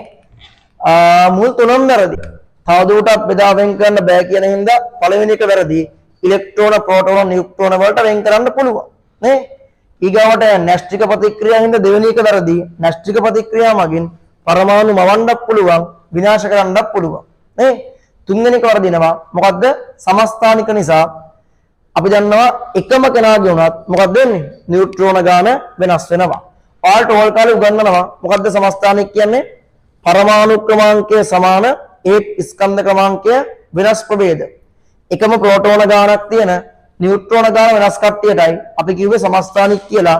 ඉතින් තුන් දෙනාම හයිඩ්‍රජන් වුණත් නියුට්‍රෝන ගාන වෙනස් වෙද්දි නේ ඒක වර්ධිනවා. හරි. ළමයි දැන් ඔයාලා මට කියන්න අඩුම ගානේ අන්තිම එකවත් හරි වේද? අන්තිම එකවත් හරි වේද? මූලද්‍රව්‍ය හැමදෙස්සම සරලම අනුපාතයෙන්ද සංයෝග හදන්නේ. ඔයාලට මතකද ග්ලූකෝස්? මට බලන්න ග්ලූකෝස්ගේ සූත්‍රය කියන්නේ. ග්ලූකෝස්ගේ සූත්‍රය වෙන්නේ C6යි H12O6. ඉතින් අපි දන්නවා 6 12 6 කියන්නේ මේක ළමයි සරලතම අනුපාතයක්ද නෑනේ නේ අපි දන්නවා 6 12 6 ගත්තාම 6 6න් කපන්න පුළුවන් 6 ඒවා 1යි 6 ඒවා 2යි 6 ඒවා 1යි කියලා සරලම අනුපාතයක් නෙමෙයි අපි දන්නවා සරලම අනුපාතයෙන් හැදෙන ඒවාක් තියෙනවා නමුත් ළමයි ලෝකේ තියෙන හැම එකක්ම සරලම අනුපාතයෙන් හැදෙන්නේ නැහැ නේ ඉතින් මේ හැම එකක්ම සරලම අනුපාතයෙන් නොවන නිසා මෙන්න මේ අවසාන එකක් තමයි වැරදි වගන්තියක් බවට පත් වෙනවා අවසාන එකත් වැරදි වගන්තියක් නූතන පිළිගැනීම අනුව ඩෝල්ටන්ගේ පරමාණුකවාදී කරුණු හතරම වැරදි. හරි. තමයි ආයෙ ඕනනම් වලට උදාහරණයක් කියන්නම්. ඔයාලට මතක ඇති ඇල්කීනයක පොදු සූත්‍රය මොකද්ද? ඇල්කීනයක පොදු සූත්‍රය උනේ CnH2ක් කියන. ඒ කියන්නේ කාබන් කිසියම් ගාණක් ගත්තොත් ඒ වගේ මොකද්ද? දෙගුණයක් හයිඩ්‍රජන් තියෙනවා. කාබන් එකේ ඇල්කීනය මොකද්ද? C1යි H2යි. කාබන් දෙකේ ඇල්කීනය ගත්තොත් C2යි H4.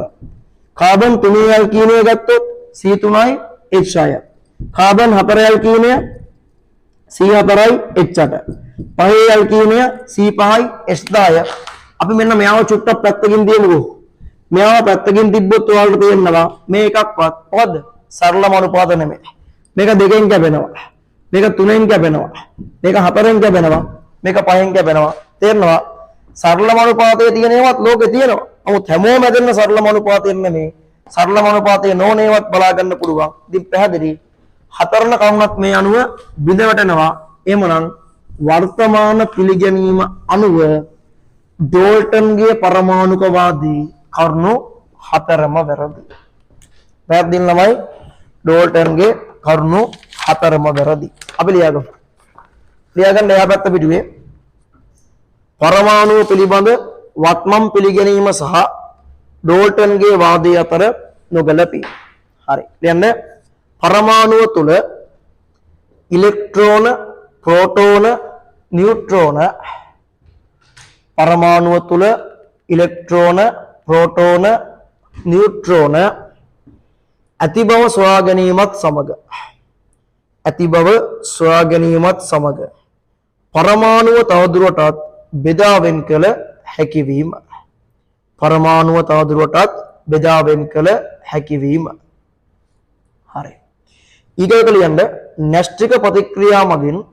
න්‍යෂ්ටික ප්‍රතික්‍රියා මගින් පරමාණු මැවීම සහ න්‍යෂ්ටික ප්‍රතික්‍රියා මගින් පරමාණු මැවීම සහ විනාශ කිරීම. පරමාණු මැවීම සහ විනාශ කිරීම කළ හැකිවීම. න්‍යෂ්ටික ප්‍රතික්‍රියා මගින් පරමාණු මැවීම සහ විනාශ කිරීම කළ හැකිවීම. ඊගොල්ලෝ ලියන්න සමස්ථානික සොයා ගැනීමත් සමග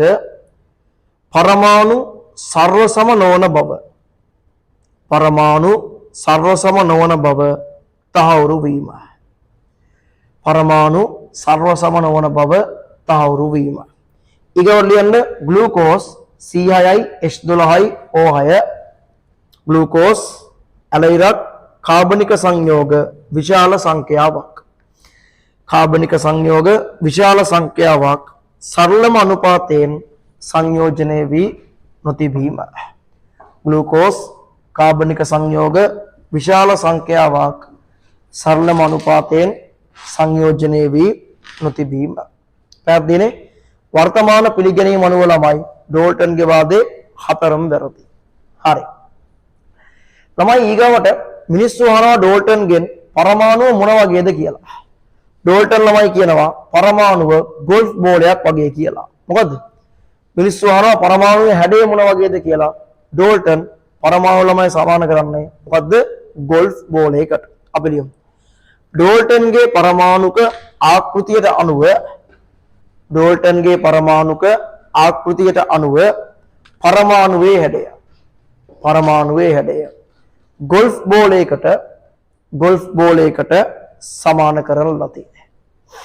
ගෝල්ෆ් බෝලයකට සමාන කරන ලදී.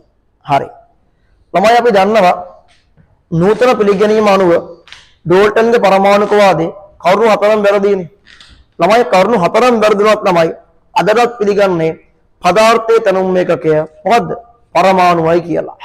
මේ කරුණු හතරම වැරදුනත් ළමයි අදටත් පිළිගන්නේ දැන් අපිට ආව ප්‍රශ්නේ මොකද්ද? පදාර්ථය ඇද්ද තියෙන මොනවාගෙන්ද කියන්නේ? අදටත් පිළිගන්නේ පදාර්ථය ඇද්ද තියන්නේ මොනවාගෙන්ද ළමයි? පරමාණු වලින් කියලා. පැහැදිලිනේ? අපි ලියමු. ඉහත කරුණු නිසා ඩෝල්ටන්ගේ පරමාණුකවාදය සම්පූර්ණයෙන්ම බිඳ වැටුණු නමුත් අදටත් ඩෝල්ටන්ගේ පරමාණුව පදාර්ථයේ තනුම් ඒකකයේ ලෙස හැඳින්වේ. පදාර්ථයේ තනුම් ඒකකයේ ලෙස හැඳින්වේ. හරි. ළමයි මෙතනට එක කොටසක් ඉවරයි. හරි. අපි ඉක්මනට මේ ටික මතක් කරගමුකෝ.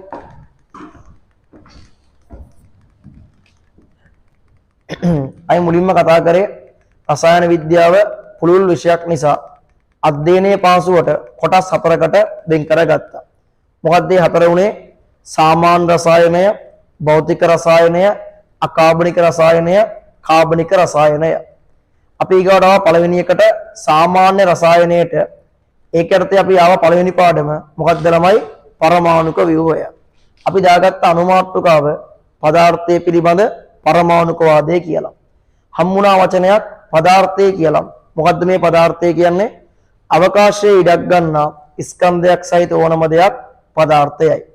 පදාර්ථ ප්‍රධානාකාර තුනක් තිබ්බා: ඝන, ද්‍රව සහ වායු කියලා.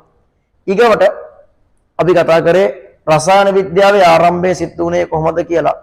තමයි රසායන විද්‍යාවේ ආරම්භය සිද්ධ වෙන්නේ කොහොමද? මිනිසාට ප්‍රශ්නයක් එනවා විශ්වයේ සෑදී ඇත්තේ කුමකින්ද කියලා. කාලයේ ගතවත්ම මිනිසා තේරුම් ගන්නවා මොකද්ද? විශ්වයේ සෑදී ඇත්තේ පදාර්ථයෙන් කියලා. ඊගොඩ ආය ප්‍රශ්නයක් එනවා එහෙමනම් පදාර්ථයේ සෑදී ඇත්තේ කුමකින්ද කියලා. ඒක සම්බන්ධව මුලින්ම අදහස් දක්වන්නේ එම්පිඩොක්ලිස්. එයා කියනවා ගින්න, ජලය, වාතය, පස, ආපෝ, තේජෝ, වායෝ, පඨවි කියන හතර දෙනා එකතු වෙලා කියලා. ඊගවට හින්දුන් කියනවා මේ හතරයි අමතරව අවකාශය කියන පස් දෙනාම එකතු වෙලා කියලා.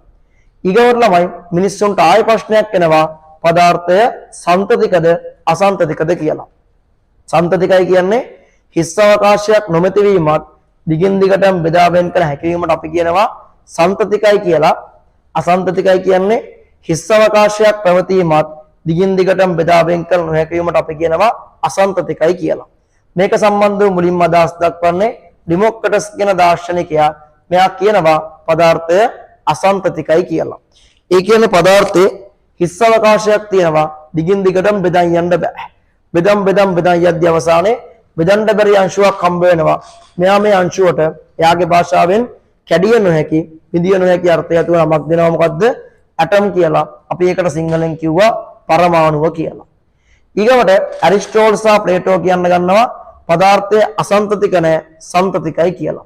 ඊගොට ප්‍රසිද්ධ වාදයක් යනවා ලුක්‍රේසස් සහ ඇරිස්ටෝටල් අතර. ලුක්‍රේසස් කියනවා පදාර්ථය අසන්තතිකයි, ඇරිස්ටෝටල් කියනවා සන්තතිකයි. මේකෙන් ජය ගන්නවා ලුක්‍රේසස්. එදා ඉඳන් අත්දක්වාම පිළිගන්නේ පදාර්ථය මොකද්ද? අසන්තතිකයි කියලා. අපි දන්නවා ප්‍රායෝගික පරීක්ෂණ සහ ක්‍රියාකාරකම් මගිනුත් මේක ඔප්පු වෙනවා. උදාහරණයක් දෙකක් කියන්න කිව්වොත් වාතය හරහා සුවඳ හැමීම. ජලයට කොණ්ඩිස් කටයක් දැම්මහම ඒකේ දම්පෑය බීකරය පුරා ව්‍යාප්ත වීම. ඊගොල්ලෝ ළමයි ඩෙමොක්‍රටස් නමක් විතරක් දීපු පරමාණුව සම්බන්ධව හොඳ අර්ථ දැක්වීමක් ඉදිරිපත් කරනවා ජෝන් ඩෝල්ටන්. අපි ඒකට කියන්නේ ඩෝල්ටන්ගේ පරමාණුකවාදය කියලා. මොකද්ද පළවෙනි එක වෙන්නේ? පදාර්ථයේ සෑදී ඇත්තේ තවදුරටත් බෙදා වෙන් කරන හැකි පරමාණු වලින්. පරමාණු මැවීම හෝ විනාශ කිරීම හෝ සිදු කළ නොහැක. එකම මූල ද්‍රව්‍යයේ පරමාණු සෑම අතින් එකිනෙකට සමාන වන අතර වෙනස් මූල ද්‍රව්‍යවල පරමාණු සෑම අතින් එකිනෙකට වෙනස් වේ. විවිධ මූලද්‍රව්‍ය පරමාණු සරලතම පූර්ණ සංඛ්‍යාත්මක අනුපාත වලින් එකතු වී සංයෝග සාදයි. අපි දන්නවා වර්තමාන පිළිගැනීම අනුව මේ කරුණු හතරම වැරදි වෙනවා. ඇයි පළවෙනි එක වරදින්නේ? තවදුරටත් බෙදා වෙන් කළ නොහැක් කියන හින්දා අපි දන්නවා පරමාණුව ඉලෙක්ට්‍රෝන, ප්‍රෝටෝන, නියුට්‍රෝන බවට වෙන් කරන්න පුළුවන්. ඇයි දෙවෙනි එක වරදින්නේ? න්‍යෂ්ටික ප්‍රතික්‍රියා නිසා. අපි දන්නවා න්‍යෂ්ටික ප්‍රතික්‍රියා මගින් පරමාණු මවන්න පුළුවන්. ඒ වගේම විනාශ කරන්නත් පුළුවන්. ඇයි තුන්වෙනි එක වරදින්නේ? සමස්ථානික නිසා. අපි දන්නවා එකම කෙනාගේ උනත් මොකද්ද? නියුට්‍රෝන ගාන අසමාන වෙනවා. ඇයි අවසානික වරදින්නේ? ග්ලූකෝස් වගේ කාබනික සංයෝග ගොඩාක් තියෙන්නේ සරලම අනුපාතයෙන් නෙමෙයි. මේවා තව කපන්න පුළුවන්. නේ? තව බෙදන්න පුළුවන්. නේ? ඊගවට මිනිස්සු අහනවා ඩෝල්ටන්ගෙන් පරමාණුව මොන වගේද කියලා. ඩෝල්ටන් කියනවා පරමාණුව මොකද්ද? ගෝල්ෆ් බෝලයක් වගේ කියලා. ඩෝල්ටන් පරමාණුවේ හැඩය ළමයි ගෝල්ෆ් බෝලයකට සමාන කරනවා. අපි දන්නවා ඩෝල්ටන්ගේ පරමාණුක වාද කරුණු හතරම වැරදි. නමුත් අදටත් පිළිගන්නේ පදාර්ථයේ තනුම් මේකේ මොකද්ද? පරමාණුවයි කියලා. ඒක ආයේ බෙදන්න පුළුවන් වුණා කියලා ඉලෙක්ට්‍රෝනේ ප්‍රෝටෝනේ එහෙම ගන්න. ඒක සම්මතයක් වශයෙන් සලකන්නේ අදටත් සලකන්නේ අර ප්‍රශ්නයක් වෙච්ච පදාර්ථයේ සෑදී තියෙන්නේ මොකෙන්ද? පරමාණුවෙන් කියලායි ගන්න. පැහැදිලිනේ ළමයි? පරමාණුවෙන් කියලායි ඒක අපි ලබා ගන්නෙ. හරි. හරි. ළමයි ඊගවට දැන් අපිට ප්‍රශ්නේ ආවේ පදාර්ථයේ සෑදී ඇත්තේ කොමකින්ද කියලානේ. ඔන්න උත්තරේ හොයාගන්නවා මොකද්ද? පරමාණුවයි කියලා. ඒකේ ප්‍රශ්නේ දැන් හරි. ළමයි ඊගවට කාලය ගතවත්ම ආය ළමයි ප්‍රශ්නයක් එනවා බෝල්ටික් මූද ආසන්නයේ ජීවත් වෙච්ච ග්‍රීක ජාතිකයන්ට. ආය ප්‍රශ්නයක් එනවා කාටද? බෝල්ටික් මූද ආසන්නයේ ජීවත් වෙච්ච ග්‍රීක ජාතිකයන්ට. ළමයි බෝල්ටික් මූද ආසන්නයේ ජීවත් වෙච්ච ග්‍රීක ජාතිකයන්ගේ රස්සාව වෙන්නේ සේදරදි කර්මාන්තය. සේදරදි කියන එක තමයි ළමයි මෙයාලගේ කර්මාන්තය වෙන්නේ. මෙයාලා ළමයි ඔය කර්මාන්තය කරන් යද්දි ප්‍රශ්නයක් වෙනවා. මෙන්න මෙයාලගේ මැෂින් එකේ ෂටල් එක මේ පොල්ල වගේ තියෙන්නේ. මෙන්න මේ ෂටල් එක බෙයාරින් එකේ ඇතිල්ලෙද්දි පොල්ලර රවුමක් අස්සෙන් යන්නේ. මෙන්න මේ ෂටල් එක ළමයි බෙයාරින් එකේ ඇතිල්ලෙද්දි මේ මහන රෙද්ද ගිහිල්ලා පොල්ල එරෙනවා. තේරෙනවද? දැන් මේ මැෂින් එකේ ෂටල් එක මේ පොල්ල බෙයාරින් එකේ මහත්දි මෙහෙම ඇතිල්ලෙනවනේ. ඇතිල්ලෙද්දි මහන රෙද්ද ගිහිල්ලා ෂටල් එකේ පොල්ලේ ඇරෙනවා. දැන් මාර කරදරයක් කර්මාන්තේ කරන් යන්න බෑ. පැහැදිලිනේ මම ආයි කියන්නම්. බෝල්ටික් මූද ආසන්නයේ ජීවත් වෙච්ච ග්‍රීක ජාතිකයන්ගේ රස්සාව වෙන්නේ ළමයි සේදරෙදි කර්මාන්තය. සේදරෙදි කර්මාන්තය. මෙයාලා ළමයි රස්සාව කරන් යද්දි ප්‍රශ්නයක් වෙනවා. මෙන්න මේ මැෂින් එකේ ෂටල් එක මේ පොල්ල වගේ තියෙන එක. මැෂින් එකේ බෙයාරින් එකේ ඇතිල්ලෙද්දි මේ මහන රෙද්ද ගිහිල්ලා මේ ෂටල් එකේ මේ පොල්ලේ ඇරෙනවා. දැන් මාර ප්‍රශ්නයක් ළමයි කර්මාන්තේ කරන් යන්න බෑ. මෙයාලා ළමයි ගිහින් කියනවා මේක විද්‍යාශ්‍රයන් ළමයි මේක පැහැදිලි කරන්න පුළුවන් වෙනවද බැයිද? මේ ඇලෙන්න හේතුව ළමයි විද්‍යාශ්‍රයන්ට පැහැදිලි කරන්න පුළුවන්ද බැයිද? ඔන්න බලන්න කතාව. මෙන්න මෙහෙම දෙයක්. මෙන්න මේ පොල්ල වගේ තියෙන එකට අපි කියන්නේ ෂටල් එක කියලා. ඊගවට මැෂින් එකේ මේ ෂටල් එක මෙව රවුමක් අස්සෙන් යනවා. අයි මේකට කියන්නේ බෙයාරින් එක කියලා. මෙන්න මේ ෂටල් එක බෙයාරින් එකේ ඇතිල්ලෙද්දී මෙන්න මේ මහන රෙද්ද ගිහිල්ලා ෂටල් එකේ ඇරෙනවා. ඉතින් තේරෙනවා අලුනාම කර්මාන්තය කරගන්න බෑනේ. ගිහිල්ලා කියනවා ළමයි විද්‍යාශ්‍රයන්ට මේක පැහැදිලි කරන්න පුළුවන්ද බැයිද? ළමයි විද්‍යාශ්‍රයන්ට මේකට හේතුවක් කියාගන්න පුළුවන් වෙන්නේ නැහැ. අපි දන්නවා කිසියම් දෙන්නෙක් ඇලෙන්න නම් මොකද්ද වෙන්න ඕන? ළමයි වෙන්න ඕන? ඒ අදාළ දෙන්නට ප්‍රතිවිරුද්ධ ආරෝපණ තියන්න බෑ. පාන්න පේනවද කියලා? කිසියම් දෙන්නෙක් ඇලෙනවා නම් වෙන්න ඕන. හිතන්න මෙන්න මෙයාට ධනාරෝපණයක් තිබිලා නේ මෙන්න මෙයාට මෙහෙම ඍණාරෝපණයක් තිබ්බොත් නම් මේ දෙන්න ඇලෙන්න පුළුවන්. දැන් අපි දන්නවා රෙද්ද කියන්නේත් මොකද්ද? පදාර්ථය. පොල්ල කියන්නේත් මොකද්ද? පදාර්ථය. දැන් ඩෝල්ටන්ගේ පරමාණු වාදයට අනුව මේවා හැදිලා තියෙන්නේ මොනවගෙන්ද? මේවා හැදිලා තියෙන්නේ මෙන්න මේම ගෝල්ෆ් බෝල වගේ උදාසීන පරමාණු වලින් ඇලෙන්න මේ වගේ ආරෝපණ මුකුත් නැහැ ළමයි. නේ? දැන් තේරෙනවා ඇලෙන්න නම් ආරෝපණ තියෙන්න ඕන. නමුත් දැන් ඩෝල්ටන් කිව්ව විදිහට පදාර්ථයේ සෑදී තියෙන්නේ ගෝල්ෆ් බෝල වගේ උදාසීන පරමාණු වලින් ආරෝපණ කතාවක් මුකුත් කිව්වේ නැහැ. ඉතින් දැන් විද්‍යාශ්‍රයන්ට මාරවුල කොහොමද රුණ කියලා විද්‍යාශ්‍රයන්ට හේතුවක් කියා ගන්න බැරි වෙනවා. පැහැදිලිද?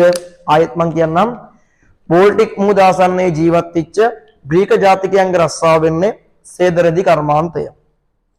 ඒගොල්ලෝ කර්මාන්තය කරන් යද්දියාට ප්‍රශ්නයක් එනවා. මේ මැෂින් එකේ ෂටල් එක බෙයාරින් එකේ ඇතිල්ලෙද්දී මහන රෙද්ද ගිහිල්ලා ෂටල් එකේ යනවා. කර්මාන්තය කරන් යන්න බෑ. ගිහින් කියනවා විද්‍යාශ්‍රයන්ට හේතුවක් කියා ගන්න බෑ. ඇලෙන්න හේතුවක් කියා ගන්න බෑ. ඇයි? දන්නවා දෙන්නෙක් ඇලෙන්න නම් අනිවාර්යයෙන්ම ප්‍රතිවිරුද්ධ ආරෝපණ තියෙන්න ඕන. නමුත් ඩෝල්ටන් කිව්ව විදිහට පදාර්ථයේ ආරෝපණ මුකුත් නැහැ. දැන් ඩෝල්ටන් කිව්වේ ඔක්කොම හදන්න මොනවාගෙන්ද? ගෝල්ෆ් බෝල වගේ උදාසීන පරමාණු වලින්. දැන් අවුලක්. ඇලුනා කියන්නේ අනිවාර්යෙන්ම ආරෝපණ වෙilla. ඇලෙන්න නම් අනිවාර්යෙන්ම ආරෝපණ එන්න ඕන. දැන් අවුලක්. කොහොමද මේ ඩෝල්ටන් කිව්ව ගෝල්ෆ් බෝල වගේ පරමාණු වලට ආරෝපණ ආවේ කියලා. පැහැදිලිනේ? දැන් ලොකු අවුලක්. කොහොමද මේ ඩෝල්ටන් කිව්ව ගෝල්ෆ් බෝල වගේ පරමාණු වලට ආරෝපණ ආවේ කියලා. හරි. ළමයි ඊගොඩ විද්‍යාඥයෝ කරන්නේ මෙන්න මේක ළමයි හොයන්න පරීක්ෂණ පටන් ගන්නවා. මේ ගෝල්ෆ් බෝල වලට කොහොමද මේ පරමාණු වලට කොහොමද ආරෝපණ ආවේ කියලා හොයන්න පරීක්ෂණ පටන් ගන්නවා. දැන් ඇත්තම කතාව ළමයි ඔයාලා නම් දන්නවා හේතුව. කොහොමද ළමයි මේ ගෝල්ෆ් බෝල වගේ පරමාණු වලට ආරෝපණ එන්නේ? ඉතින් ඔයාලා දන්නවා මේ පරමාණුව කියන්නේ ගෝල්ෆ් බෝලයක් වගේ නෙමෙයි. ඔයාලා දන්නවා පැහැදිලිවම පරමාණු වස්සේ කවුද ඉන්නේ? ඔයාලා දන්නවා පැහැදිලිවම පරමාණු වස්සේ මොකද්ද ළමයි? ඉලෙක්ට්‍රෝන ප්‍රෝටෝන ඉන්නවනේ. නේ අපි දන්නවා ඉලෙක්ට්‍රෝන ඍණාරෝපිතයි, ප්‍රෝටෝන ධනාරෝපිතයි. ඒකනේ හේතුව නේ. අනික ළමයි යන්න කතාවක් ඔයාලා දන්නවා. ඒ කොහොමද? ඔයාලා ෂටල් එකක් බෙයාරින් එක ඇතුළේ කතාවක් දන්නේ. ඔයාලා පොඩි කාලේ කරලා තියෙනවා මොකද්ද? අර පෑනක් අරගෙන ඔළුවේ අතුල්ලා මොකද්ද? පොඩි කොළ කෑලි වල ලං කරනවානේ. පොඩි කොළ කෑලි වල ලං කරද්දී දකින්නවා මොකද්ද? ඒ කොළ කෑලි පෑනේ ඇලෙනවා. ඔන්න ඔය කතාව තියෙන්නේ. නේ?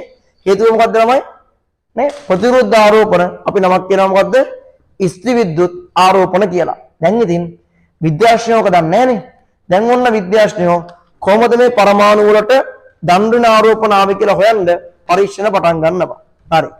ළමයි පරීක්ෂණ වශයෙන් කරන්නේ පදාර්ථයේ අවස්ථාව වන ඝන ද්‍රව වායු තුලින් විද්‍යුතය යවල බලනවා මොනවා හරි දෙයක් හොයාගන්න පුළුවන්ද කියලා. විද්‍යාඥයෝ මොකද්ද කරන්නේ? මෙන්න මේ පරමාණු වලට ආරෝපණ ආවේ කොහොමද කියලා හොයන්න මොකද්ද කරන්නේ?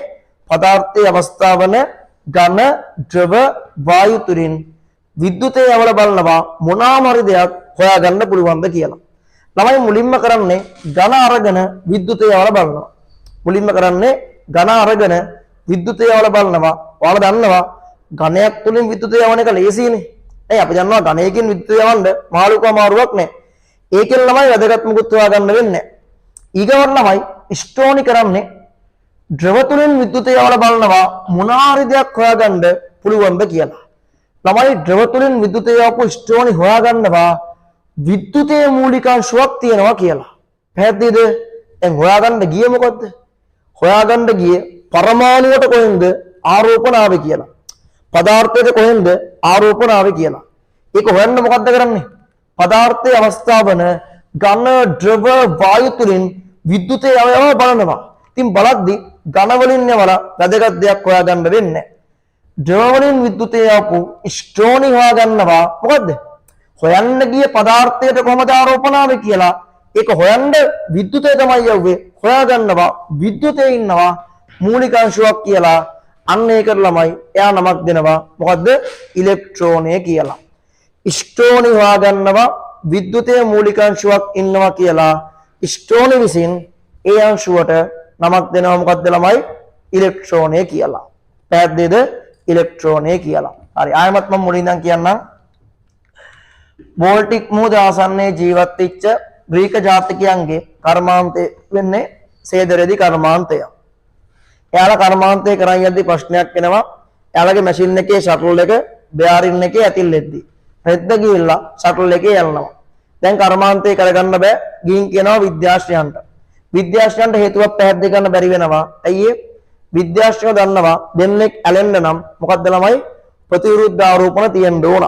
නමුත් ඩෝල්ටන් කිව්ව විදිහට මේ පදාර්ථ කිසිම තැනක ආරෝපණ මුකුත් නැහැ. මේ ඔක්කොම ඇදලා තියන්නේ ගෝල්ෆ් බෝල වගේ උදාසීන පරමාණු වලින්. නමුත් දැන් ඇලුවනේ. තේරෙනවා ඇලුලා කියන්නේ අනිවාර්යෙන්ම ආරෝපණ ඇවිල්ලා. දැන් ලොකු ප්‍රශ්නයක් කොහෙන්ද පදාර්ථයට ආරෝපණ ආවේ කියලා. ඒක සම්බන්ධව හොයන්න පරීක්ෂණ පටන් ගන්නවා. පරීක්ෂණ කියලා කරන්න ළමයි ඝන ද්‍රව වායු තුලින් විද්‍යුතය යවල බලනවා මොනවා හරි දෙයක් හොයාගන්න පුළුවන්ද කියලා. ළමයි මුලින්ම ඝන වලින් තමයි යවල බලන්නේ. අපි දන්නවා ඝනය කියන ලේසියෙන් විද්‍යුතය යනවා. ඒ හින්දා කියලා ළමයි වැදගත් දෙයක් හොයාගන්න වෙන්නේ. ඊගවට ද්‍රව තුලින් විද්‍යුතය යවපු ස්ටෝනි හොයාගන්නවා ළමයි විද්‍යුතයේ මූලිකාංශයක් තියෙනවා කියලා. නේ? එයා ඒ විද්‍යුතයේ මූලිකාංශුවට නමක් දෙනවා මොකද්ද? ඉලෙක්ට්‍රෝනය කියලා. පැහැදිලිනේ? නමක් දෙනවා ඉලෙක්ට්‍රෝනය කියලා. හරි. අපි ඒක ලියමුකෝ. එයන්න ද්‍රව තුලින් විද්‍යුතයේ යැවීමෙන් පරීක්ෂණ සිදු කළ ද්‍රව තුලින් විද්‍යුතයේ යැවීමෙන් පරීක්ෂණ සිදු කළ ස්ටෝනි විසින් විද්‍යුතයේ මූලික අංශුවක් ඇති බව සොයා ගන්නා ලද අතර විද්‍යුතයේ මූලික අංශුවක් ඇති බව සොයා ගන්නා ලද අතර එම අංශුව ඉලෙක්ට්‍රෝනය ලෙස නම් කරන ලදී. එම අංශුව ඉලෙක්ට්‍රෝනය ලෙස නම් කරන ලදී. හරි. ළමයි ඊගාවට ඔයාලා මට කියන්න වායුවක් තුලින් විද්‍යුතය යවන එක ලේසි වැඩක්ද නැත්නම් අමාරු වැඩක්ද? වායුවක් තුලින් විද්‍යුතය යැවීම ලේසි වැඩක්ද නැත්නම් අමාරු වැඩක්ද? දැන් මෙහෙම හිතන්නකෝ. ඔයාලා පාර යනවා. හරිද? පාර යද්දි ලයිට් කරුවක් ෂෝට් වෙනවා. ඔයාලා ළමයි ඩෝන් ගාලා කන්ට එකව දින්නේ නේ. නේ ඔයාලා දන්නවා ඔයාලට කිසිම බලපෑමක් වෙන්නේ නැහැ. ඒ කියන්නේ ළමයි වායුවක් තුලින් විද්‍යුතය යැවීම ළමයි ඊටාම පහසු කාර්යයක්. ළමයි මේක සම්බන්ධව විද්‍යාඥයෝ විශාල දෙනෙක් කොට්ටු වෙනවා. ගොඩ දෙනෙක් කොට්ටු වෙනවා මොනවාමාරි කරන්න. නමුත් ළමයි සාර්ථක වෙන්නේ නැහැ. වායුවක් තුලින් ළමයි විද්‍යුතය යැවීම සම්බන්ධව මුලින්ම ළමයි සාර්ථක පරීක්ෂාවක් කරන්නේ විලියම් ක්‍රූක්ස් විසින්. ළමයි විලියම් ක්‍රූක්ස් කරන්නේ මෙන්න මේ විදිහට ළමයි දැඩි වීදුරු නලයක් අරගෙන මෙන්න මේ වගේ ශක්තිමත් වීදුරු නලයක් අරගෙන මෙයා ළමයි කරන්නේ මේක ළමයි මේක දෙකලවරට ළමයි අධික විභවාන්තරයක් දෙනවා. අධික විභවාන්තරයක් කියන්නේ වොට් 10000ක විතර ළමයි ලොකු වෝල්ටේජ් එකක් දෙනවා කොහොම හරි යන්න කියලා. මොකද වායුවක් තුලින් අපි දන්නවා විද්‍යුතය යැවීම නේ අපහසු කාර්යයක් වන අතර මේක සම්බන්ධව මුලින්ම ළමයි සාර්ථක පරීක්ෂාවක් කරන්න කවුද? විලියම් ක්‍රූක්ස් විසින්. එයා මොකද්ද කරන්නේ?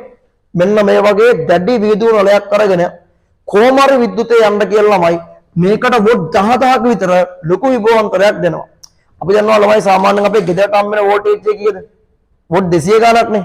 නේ මේ 200 ගාණක් නෙමෙයි වොට් 10000ක විතර ලොකු විභවාන්තරයක් දෙනවා. දෙත්ති ළමයි මුකුත් වෙන්නේ නැහැ. මෙයා ඊගාවට කරන්නේ වැකුම් පම්ප් එකක් භාවිතා කරලා මෙන්න මේ නලයේ ඇස්සේ ළමයි පීඩනය අඩු කරන් යනවා. මොකද ඊගාවට කරන්නේ මෙයා කරන්නේ වැකුම් පම්ප් එකක් භාවිතා කරලා මේක අස්සේ තියෙන වායුව එළියට ඇදලා මේක අස්සේ ළමයි තියෙන පීඩනය අඩු කරන් යනවා. ඉතින් අපි දන්නවා මොකද්ද මේක අස්සේ පීඩනය කියන්නේ? මේක අස්සේ ඉන්න වායුව එහෙමේ ගිහිල්ලා වැදුනාම ඇති කරන බලයෙන් පීඩනය කියන්නේ. ඉතින් තේරෙනවා මේක අස්සේ වායුව ඇදලා ගන්න මේක අස්සේ මොකද්ද? පීඩනය අඩු වෙනවනේ. නේ?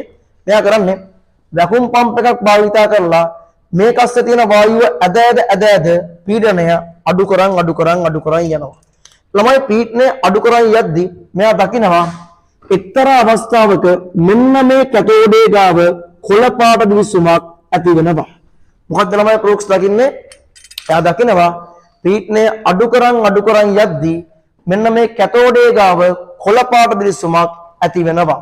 මෙයා දකිනවා පීඩනය තවත් අඩු කරද්දී මෙන්න මේ කොළ පාට දිවිසුම කැතෝඩේ ඉඳන් ඇනෝඩේ දක්වා ගමන් කරනවා කියලා. මොකද්ද මෙයා දකින්නේ? මෙන්න මේ කොළ පාට දිවිසුම කැතෝඩේ ඉඳන් ඇනෝඩේ දක්වා ගමන් කරනවා කියලා. ඉතින් ළමයි ක්‍රූක්ස් විශ්වාස කරනවා මෙන්න මේ කොළ පාට දීප්තියෙන් නැත්තේ කැතෝඩයෙන් නිකුත් වෙන කිරණ විශේෂයකින් කියලා මෙයා මෙන්න මේ කිරණ වලට ළමයි නමක් දෙනවා කැතෝඩ කිරණ කියලා. පැහැදිලිද? ක්‍රූක්ස් තමයි මෙන්න මේ කිරණ වලට නමක් දෙනවා මොකද්ද? කැතෝඩ කිරණ කියලා. ආයෙත් මම පැහැදිලි කරන්නම්. වායුවක් තුලින් විද්‍යුතය යැවීම ඊටම අමාරු කාර්යයක් වන අතර මේක සම්බන්ධව ළමයි මුලින්ම සාර්ථක පරීක්ෂාවක් කරන්නේ විලියම් ක්‍රූක්ස් විසින්. එයා කරන්නේ දැඩි වීදුරු නලයක් අරගෙන ඒකේ දෙපැත්තට අධික විභවාන්තරයක් දෙනවා. අධික විභවාන්තරයක් දුන්නා කියලා ළමයි මුකුත් වෙන්නේ නැහැ. එයා ඊගොඩ කරන්නේ වැකුම් පම්ප් එකක් භාවිතා කරලා මේක අස්සේ පීඩනය අඩු කරන් යනවා. අඩු කරන් යද්දි මෙයා දකිනවා මෙන්න මේ කැතෝඩේ ගාව කොළ පාට දිලිසුමක් ඇති වෙනවා. ඉතින් මෙයා දකිනවා ඊගවට පීඩනය තවත් අඩු කරද්දී මේ කොළ පාට දිලිසුම ක්‍රමයෙන් කැතෝඩේ ඉඳන් ඇනෝඩේ දක්වා ගමන් කරනවා. මෙයා විශ්වාස කරනවා මේ කොළ පාට දිලිසුම ඇති වෙන්නේ නැත්තේ කැතෝඩයෙන් නිකුත් වෙන කිරණයකින් කියලා නමක් දෙනවා මේකට. මොකක්ද ළමයි? කැතෝඩ කිරණ කියලා. ළමයි මොකක්ද මේ කැතෝඩ ඇනෝඩය කියන්නේ? ඔයාලට මතකයි ඕල් කාලේ විද්‍යුත් විච්ඡේදනයේ. ඔයාලට උගන්වනවා ඍණාග්‍රය කවුද? කැතෝඩය. ධනාග්‍රය කවුද? ඇනෝඩය. පැහැදිලිනේ? ඍණාග්‍රයට අපි නමක් කියනවා මොකක්ද ළමයි? කැතෝඩය කියලා. ධනාග්‍රයට අපි නමක් කියනවා මොකද්ද? ඇනෝඩය කියලා. පැහැදිලිනේ? ඍණාග්‍රය කැතෝඩය, කැතරින් කියන්නේ ධනාග්‍රය, ඇනෝඩය. මෙන්න මේ ඍණාග්‍රය නෝත් කැතෝඩය ගාවින් තමයි කොළපාට දිලිසුම දකින්නේ. ඒක තමයි නමක් දෙන්නේ එකට කැතෝඩ කිරණ කියලා. පැහැදිලිනේ? කැතෝඩ කිරණ කියලා. අපි ලියමු. ලියන්න ළමයි. වායුවක් තුලින් විද්‍යුතය යැවීම, වායුවක් තුලින් විද්‍යුතය යැවීම අපහසු කටයුත්තක් වන අතර, අපහසු කටයුත්තක් වන අතර මේ සම්බන්ධව පළමුව සාර්ථක පරීක්ෂාවක් සිදු කරන ලද්දේ. සාර්ථක පරීක්ෂාවක් සිදු කරන ලද්දේ විලියම් ක්‍රූක්ස් විසිනි. විලියම් ක්‍රූක්ස් විසිනි. විලියම් ක්‍රූක්ස් විසිනි.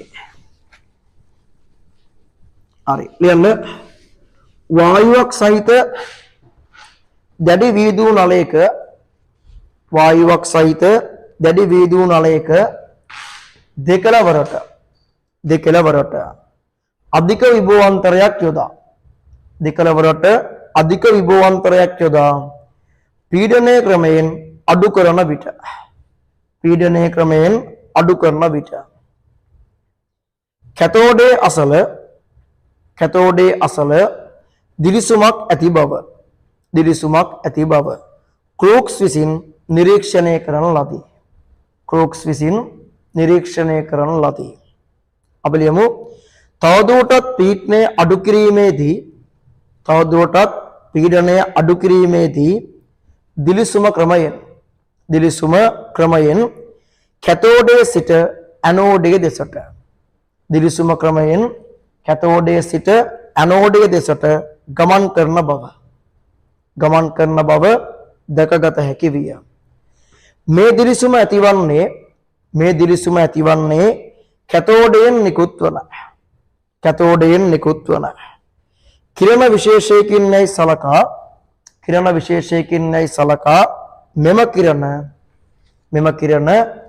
කැතෝඩ කිරණ ලෙස නම් කරන ලදී. මෙම කිරණ කැතෝඩ කිරණ ලෙස නම් කරන ලදී. කැතෝඩ කිරණ ලෙස නම් කරන ලදී.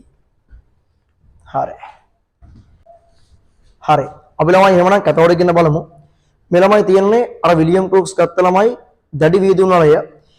මෙතන ළමයි වලට පේනවා ඇති මෙන්න මේක ළමයි භාවිතා කරනවා අර අධික විභවාන්තරයක් වෝල්ට් 10000ක් විතර ළමයි විභවාන්තරයක් ලබා දෙන්නේ. අපි ළමයි මෙතන කතාව 100%ක් වෙන්න බෑ හරිද? දැන් කරේ මොකද්ද? දැඩි වීදුරු නලයක් අරගෙන ඒකට ලොකු වෝල්ටේජ් එකක් දෙද්දි මුකුත් දැක්ක නෑනේ. ඊගොඩ පීඩනය අඩු කරන් යද්දි දකිනවා මොකද්ද? කැතෝඩේ ගාව දිලිසුමක් ඇති වෙනවා. පීඩනය තවත් අඩු කරද්දී දකිනවා ඒ දිලිසුම කැතෝඩේ ඉඳන් ඇනෝඩේ ගාවට ගමන් කරනවා.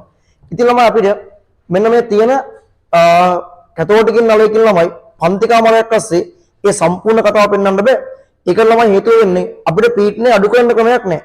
ඉතින් ළමයි මේ නල එන්නම පීඩනය අඩු කරලා ඉතින් මේක වෙන්නේ දැන් මේ නලේ ළමයි තියෙන්නේ කැතෝඩකින් පේන ගන්නට පීඩනය අඩු කරලා අපි මෙන්න මේ උපකරණය භාවිතා කරලා මේකට හයි වෝල්ටේජ් එකක් අධික විභවාන්තරයක් දීපු ගමන් අපිට ළමයි මෙන්න මේකේ කැතෝඩකින් බලා ගන්න පුළුවන්. පැහැදිලිනේ? මේ නලයේ ඇස්ස ළමයි කැතෝඩකින් පේන ගන්නට පීඩනය අඩු කරලාමයි එන්නේ. පීඩනය අඩු කරලා සීල් කරලා තියෙන්නේ. ඉතින් අපි දැන් මේකට මෙන්න මේ උපකරණය භාවිතා කරලා හයි වෝල්ටේජ් එකක් දුන්නාම ඔයාලට බලා ගන්න පුළුවන් මෙන්න මේ විදියට ළමයි කැතෝඩ කියන. හරි. හරි. ඔයාලා ළමයි මෙන්න මේ විදියට ලං කරලා පෙන්නන්න. හරි. මෙන්න මේ විදියට ළමයි කැතෝඩකින් බලා ගන්න පුළුවන්. ඔයාලට මේ ළමයි පේන්නේ කොළ පාටින් කැතෝඩකින්. මේ අපි කිව්වා දැඩි වීදුරු නලයක් අරගෙන මේකට අධික විභවාන්තරයක් දෙද්දී නේ මුකුත් පේන්නේ නැහැ. නමුත් පීඩනය අඩු කරන් යද්දී කැතෝඩේ ගාව දිලිසුමක් ඇති වෙනවා. පීඩනය තවත් අඩු කරද්දී අපිට බලා ගන්න පුළුවන් මේ දිලිසුම කැතෝඩේ ඉඳන් ඇනෝඩේ දක්වා ගමන් කරනවා. මෙන්න මේ කොළ පාට දිවිට මෙන්න මේ කොළ පාට කිරණ වලට ළමයි නමක් කියන්නේ කැතෝඩ කිරණ කියලා. හරි. හරි. ළමයි එහෙමනම් ඔයාලා මේ දැක්කේ කැතෝඩ කිරණ. හරි. අපි ළමයි එහෙමනම් පළවෙනි දවසේ ළමයි අපි මෙතනින් අද පාඩම නතර කරමු. ඔයාලා ළමයි ලබන සතියේදී මේ උගන්වපු ටික ළමයි හොඳටම බලාගෙන හොඳටම තහවුරු කරන් අනිවාර්යෙන් වෙන්න ඕන. ෂෝට් නෝට් එකක් ගත්තොත් ළමයි වඩාත් හොඳයි. අපි ළමයි ලබන සතියේ මීට අදාළ වෙන රූප සරන් ටිකේම ඇදලා ඒ අදාළ ටික ළමයි කරලා එතනින් ඉස්සර කතා කරන් යන්. එහෙනම් ළමයි ඔයාලා ලබන සතියේ මේ ටික ළමයි 6ටම බලන් එන්න. හරියම නම් ළමයි ආයුබෝවන්.